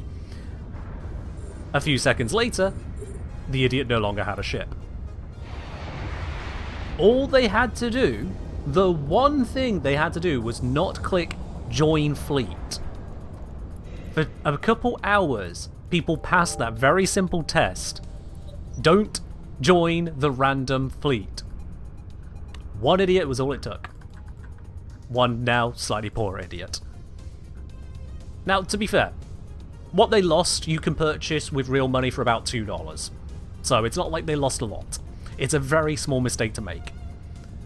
But it's still 250 million of in-game currency, which is enough to buy a pretty decently fitted out battle cruiser. It's enough to get yourself some of the more advanced cruisers, a whole bunch of Tech 1 cruisers, a literal army of Tech 1 frigates. So they didn't lose huge amounts. It's not something that would make the news, but it is something that someone might go to Reddit to complain about, and Reddit would turn around and go, "You idiot, why did you join the fleet? Harden the fuck up." Yeah. Eve is a game where if you don't make bad decisions, you will usually come out okay. But if you do make bad decisions, it gets a lot more fun very quickly. Bad decisions enable some very interesting moments. Is PvP meaningful for other people to partake in? Yes, and the benefits depend on the type of PvP you're engaging in. So there are some areas of space where if you attempt to engage in non-consensual PvP, then the police will blow you up in a matter of seconds. Doesn't matter what you're flying, you can't escape, the police will kill you. But you might kill the target first, and then you can loot their wreck. So you choose your targets carefully. In other areas of space, there are no such police. And it's no holds barred. Even if you want to bring 50 people to kill one, you're allowed to. If that one turns out to be bait, lights a beacon, and 500 people arrive on top of your 50, then you go, oh shit, well played. Different areas of space, different rules involved. I know some people who've played this game and they have never, ever, ever, ever lost a ship, and I don't mean that they didn't play the game much, although some would argue they haven't played the game much, but it's more a case of they just never went anywhere risky, never did anything risky, never made themselves a worthwhile target. That's possible. Hell, there are some people that never undock at all, they just trade between stations and characters, and that's the fun bit of gameplay to them. Absolutely valid. But if you want to engage into all that EVE has to offer, there is a lot of crazy stuff to have. There is a lot of crazy stuff to be involved in. We had a little bit of a spat. I called it a war at the time to hype it up. It was a spat with someone who lived in the same area that our small group did. That person was a very belligerent person. They were bringing in the most disgusting side of real-world politics. It's like, dude, it's a video game. It's a video game with its own politics. If you're going to talk about anything, talk about those. But he was having none of it. And so we... I opened fire first, dropped on him, out of nowhere, full engage, blew up the first ship he was using there. That he got very upset about. We then proceeded to trade blows multiple times over. He would take pot shots at the weaker people in our group. I would scare him off routinely. At one point he accidentally committed suicide against someone because he attempted to kill someone in view of the police, basically, when he didn't have permission to shoot, but he thought he had permission to shoot. He fired 2 seconds after his permission to shoot ran out. And the police did not take that very kindly. So yeah. In the end, though, unfortunately, this guy didn't beat us. A bigger group moved in who didn't mind what a belligerent fuckwit he was. And so he joined up with them. He did the one thing that I did not think was possible. He made friends. Not the way I wanted the story to end, but it's fine. So we moved out. Is ship loss permanent? Yes. Think of ships not like warframes, but like ammunition. Ships are just very, very big ammunition. Eventually, they're going to be expended. The trick is to make sure you get the job done before that happens. And that trick could come in very true in this room. That is not a shiny room. Okay, 2 devoted knights. Okay, not 1 but 2 of them. And we got some trappers. Hey! Alright, gotta fly carefully against this one. Let's pull range in this direction. Actually, go further up over here. Let's see. Yep, should be good on that direction at the moment. Get those trappers down. The trappers are the ones that are going to slow me down, and if I get slowed down, I die. Certainly against 2 devoted knights. Pull the range out. Get the web on them, slow them down. That trapper's in range. It might web me. Please don't web me. Next one's down. Good, good, good. Other trapper is too slow to catch me. Ah, there's another trapper. Shit, didn't even notice there was another. I will focus more on chat as soon as I'm no longer at risk of being obliterated. Do bear with. Next trapper down, go on to the next. After that, I want to take out the torchbearer, and then I should be good to take out the knight safely. Alright. You guess that people are probably scared to take their expensive ships anywhere other than a safe zone? One, there isn't anywhere that is technically a safe zone, so the more expensive it is, the less safe it is. People can commit suicide to kill it. If your ship is so expensive that the loot is worth more than the cost to kill it, there is a chance you'll be killed. It's not a guarantee. Absolutely not a guarantee, but a chance. I personally have done that a few times over. I have blown up ships in high security space because even though my ship was a guaranteed loss, they died first and my second character came in and took the loot. I've done it. I've done it in groups of people. Can you beat the police? In high sec, no. If you ever find a way to beat the police, that is considered a bug exploit and is bannable. So the answer is no. The police are the cost of business. If you engage in that level of activity in super security, you're going to lose your ship. You are going to get a kill right against you. You are going to be denied your insurance payouts you'd normally get in a deceased ship. That's the way it goes. And yeah, as Sunrise points out, sometimes there will be people who will kill for no reason. There was I think there still is, a pilot that goes around the major trade hubs. That pilot goes by the name of ARG! And ARG does exactly one thing. They fly a destroyer which can one-shot shuttles and pods. That is their entire gameplay. They will see someone autopiloting in a shuttle or autopiloting in a pod, and they will shoot that shuttle or pod. I think they try to select people that they expect are going to have more valuable shuttles and pods. But if they get bored, pod, they lose their ship, but they killed the pod. That's their fun in the game. Now, that's one person. The universe is a big place. Last time I saw ARG was months ago, when I happened to go via a trade hub called Amar. But people like that exist.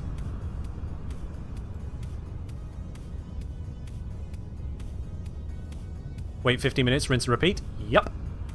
He just keeps doing it. Can you outright purchase a ship in the game for real money? Technically yes, technically no. So what you do is you purchase the premium currency, Plex, which is the same as Platinum in Warframe. You sell that premium currency to other players for in-game credits, ISK, and then you can use that ISK to purchase ships straight off the market, job done. So the total process is a couple minutes, if that. Functionally, yes, you can purchase a ship for real money, but you don't purchase it from the developers, you purchase it from players. The developers just give you premium currency, which you can sell to players.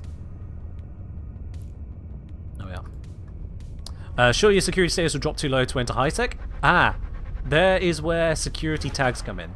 Security tags allow you to buy back your security status. It's not very cheap, but because of the number of people farming those tags, it is relatively cheap. Relatively. It's cheap enough that someone with reasonably deep pockets can just shrug and do it. New thing, it's been around for a while, but it is also a lucrative source of money for those who belt rat in low sec.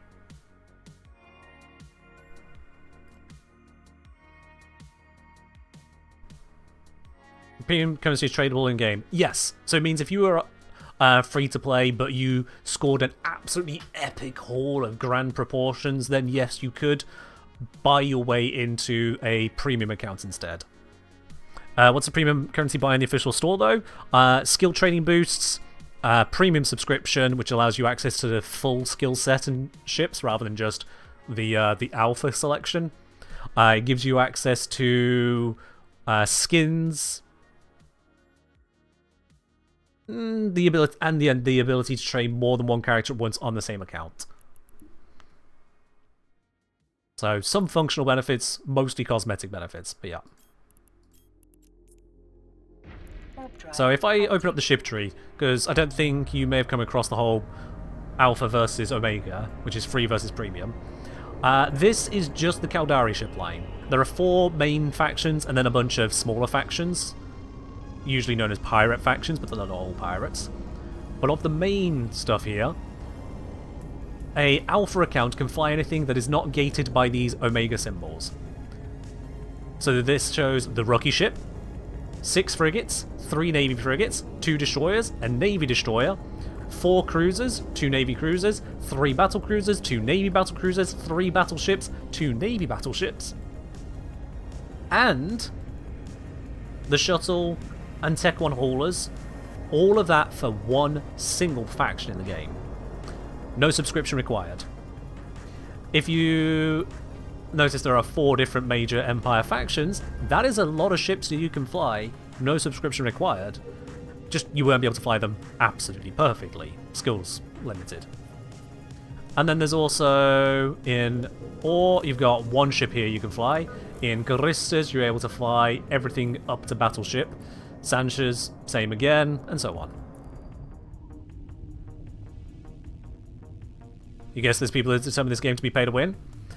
I could guarantee you right now, Liam, I could guarantee you, given infinite money, you could buy whatever you want. You could buy anything in the game. We could give you 10 quadrillion ISK, buy whatever you wanted, and I could guarantee, because you've not played this game before, I could guarantee no matter what you purchase, I would beat you in a 1v1, hands down. You could buy whatever the fuck you wanted. And what's worse, for the whole pay-to-win argument, is that you could do that again and again and again and again and again. And even if you came close to winning, I could then activate an option to bring more people in and just unbalance the odds again. This is not a flex. This is the proof that pay-to-win only goes so far. If I spent more money on a PvP ship, I could absolutely make it more effective. I could buy a better web to slow you down at a greater range. I could buy a better warp scrambler to turn off your warp drive at a greater range. I could have better capacitor, so it would be harder for me to run out of energy, that sort of thing. So there is an element of pay to succeed, or pay to do better, but ultimately, pay to win doesn't quite come in the same way. However, it is more pay to win than than some people would like to have you believe. Even though the premium currency or just a currency is tradable, there is still a very strong potential for a pay to win element. And that biggest potential is in what's known as multi-boxing. In EVE Online, unlike pretty much every MMO out there, you are allowed to pilot as many accounts at once as you like, so long as they all have a premium subscription. So long as you don't log in any free accounts at the same time, any number of premiums. Any number of them. Now, you are restricted to how much you can do. You are restricted in that you can't use input broadcasting. So if I press fire, I can't press fire on all accounts simultaneously. I have to press it on one, then the next, then the next, then the next, then the next, then the next, then the next. But they are allowed to work together. They are allowed to be flown together. And the less intensive an activity you are doing, the easier it is to control all of those ships. If you're mining, stupidly easy. You just warp them all into a rock or series of rocks. That one mines that one, that one, that one, that one, that one, that one. Sit back and let it happen for a bit. Filaments, well, they only go up to 3 players in these anyway, with frigates, and that is much more intensive. A little bit of a screw-up can cost you the entire run. PvP, it depends on what kind of PvP you're setting up. So there is an element of pay to win there, because you can bring in more characters than someone who's only playing one account can do. But there is a simple counter to that. There is a very simple counter to multi-boxing. It is something that we in this group of Misfits I have on EVE already do. We can have friends. That is the simple counter to multi-box. If they're going to bring 5 accounts, you bring 5 accounts. Except your 5 accounts are going to be independently piloted. They've got 5 brains behind them. Okay, maybe 4. There's always one idiot. It doesn't matter how big your fleet is, there's always one idiot. And if there's only one person in the fleet, you're the idiot. But that means you've got 4 brains against 1 idiot, multi-boxing. You have the advantage. There you are. And yes, I'm currently in a fleet of myself, so I am the idiot. What stops you from simultaneous shooting on all accounts, though? Aside from it being against the rules to use a bot or script to hit fire simultaneously at them, otherwise nothing. Alt tab between them. Fire tab, fire tab, fire tab, fire tab, fire tab, fire tab. And off you shoot. But now you need to have it perfectly set up to do that correctly whilst adapting to the situation. And oh shit, one of your ships has been slowed down by the enemy fleets and now you're out of position with each other. How do you manage that? It's not the easiest thing to pilot. It's not the easiest thing to pilot. Just run a script. Banned. They'll detect that. It's best not to screw around with that side of things. And it's... yeah. I could say, yeah, Eve is pay to lose if users go beyond your experience and skill. Very true, yes. If you try to do more than you are capable of, it does become pay to lose. Start small, work your way up, figure out what you can do.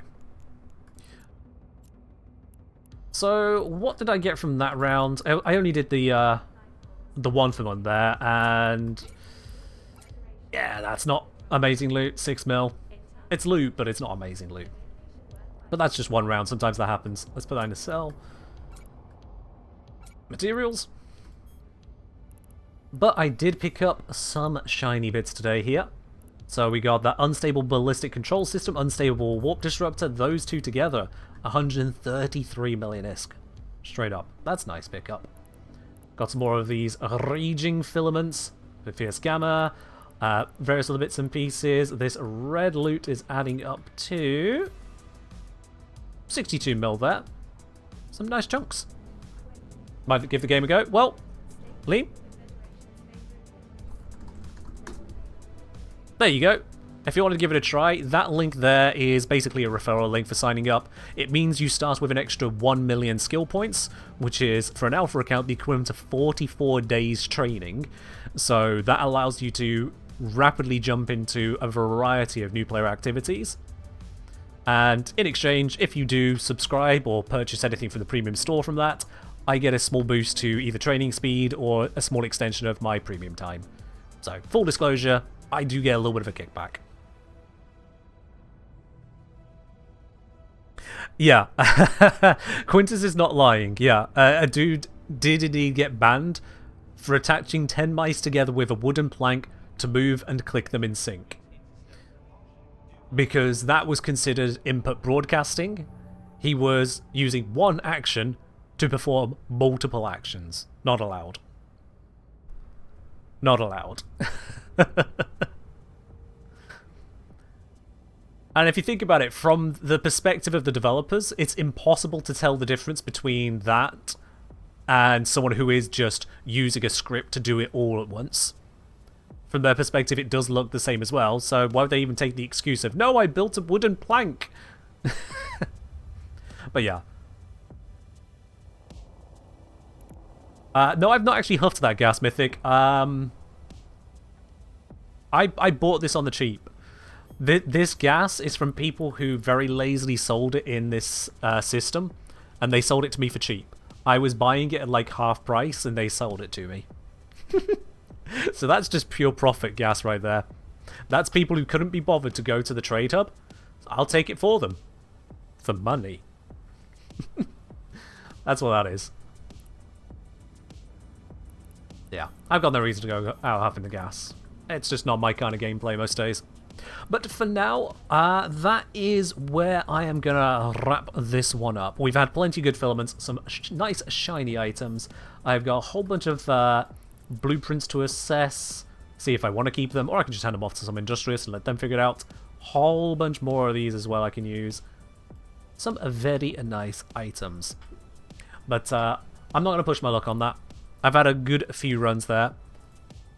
Thank you very much, everyone, for joining in. I do hope you've enjoyed this little bit of Filaments. And again, thank you, Liam, for raiding on in. Those of you still here from Liam Stream, I do hope you have enjoyed this little insight into EVE Online. It's not all hell, fire, and brimstone. There is plenty of game to be had. But if you thought Warframe was buggy, there are things that will make you question your sanity some days in this game. I'll let you discover that for yourselves. I'll be back on Sunday with some more good old Warframe, and perhaps some news as well. But I'll let you know more as and when. For now, bye-bye.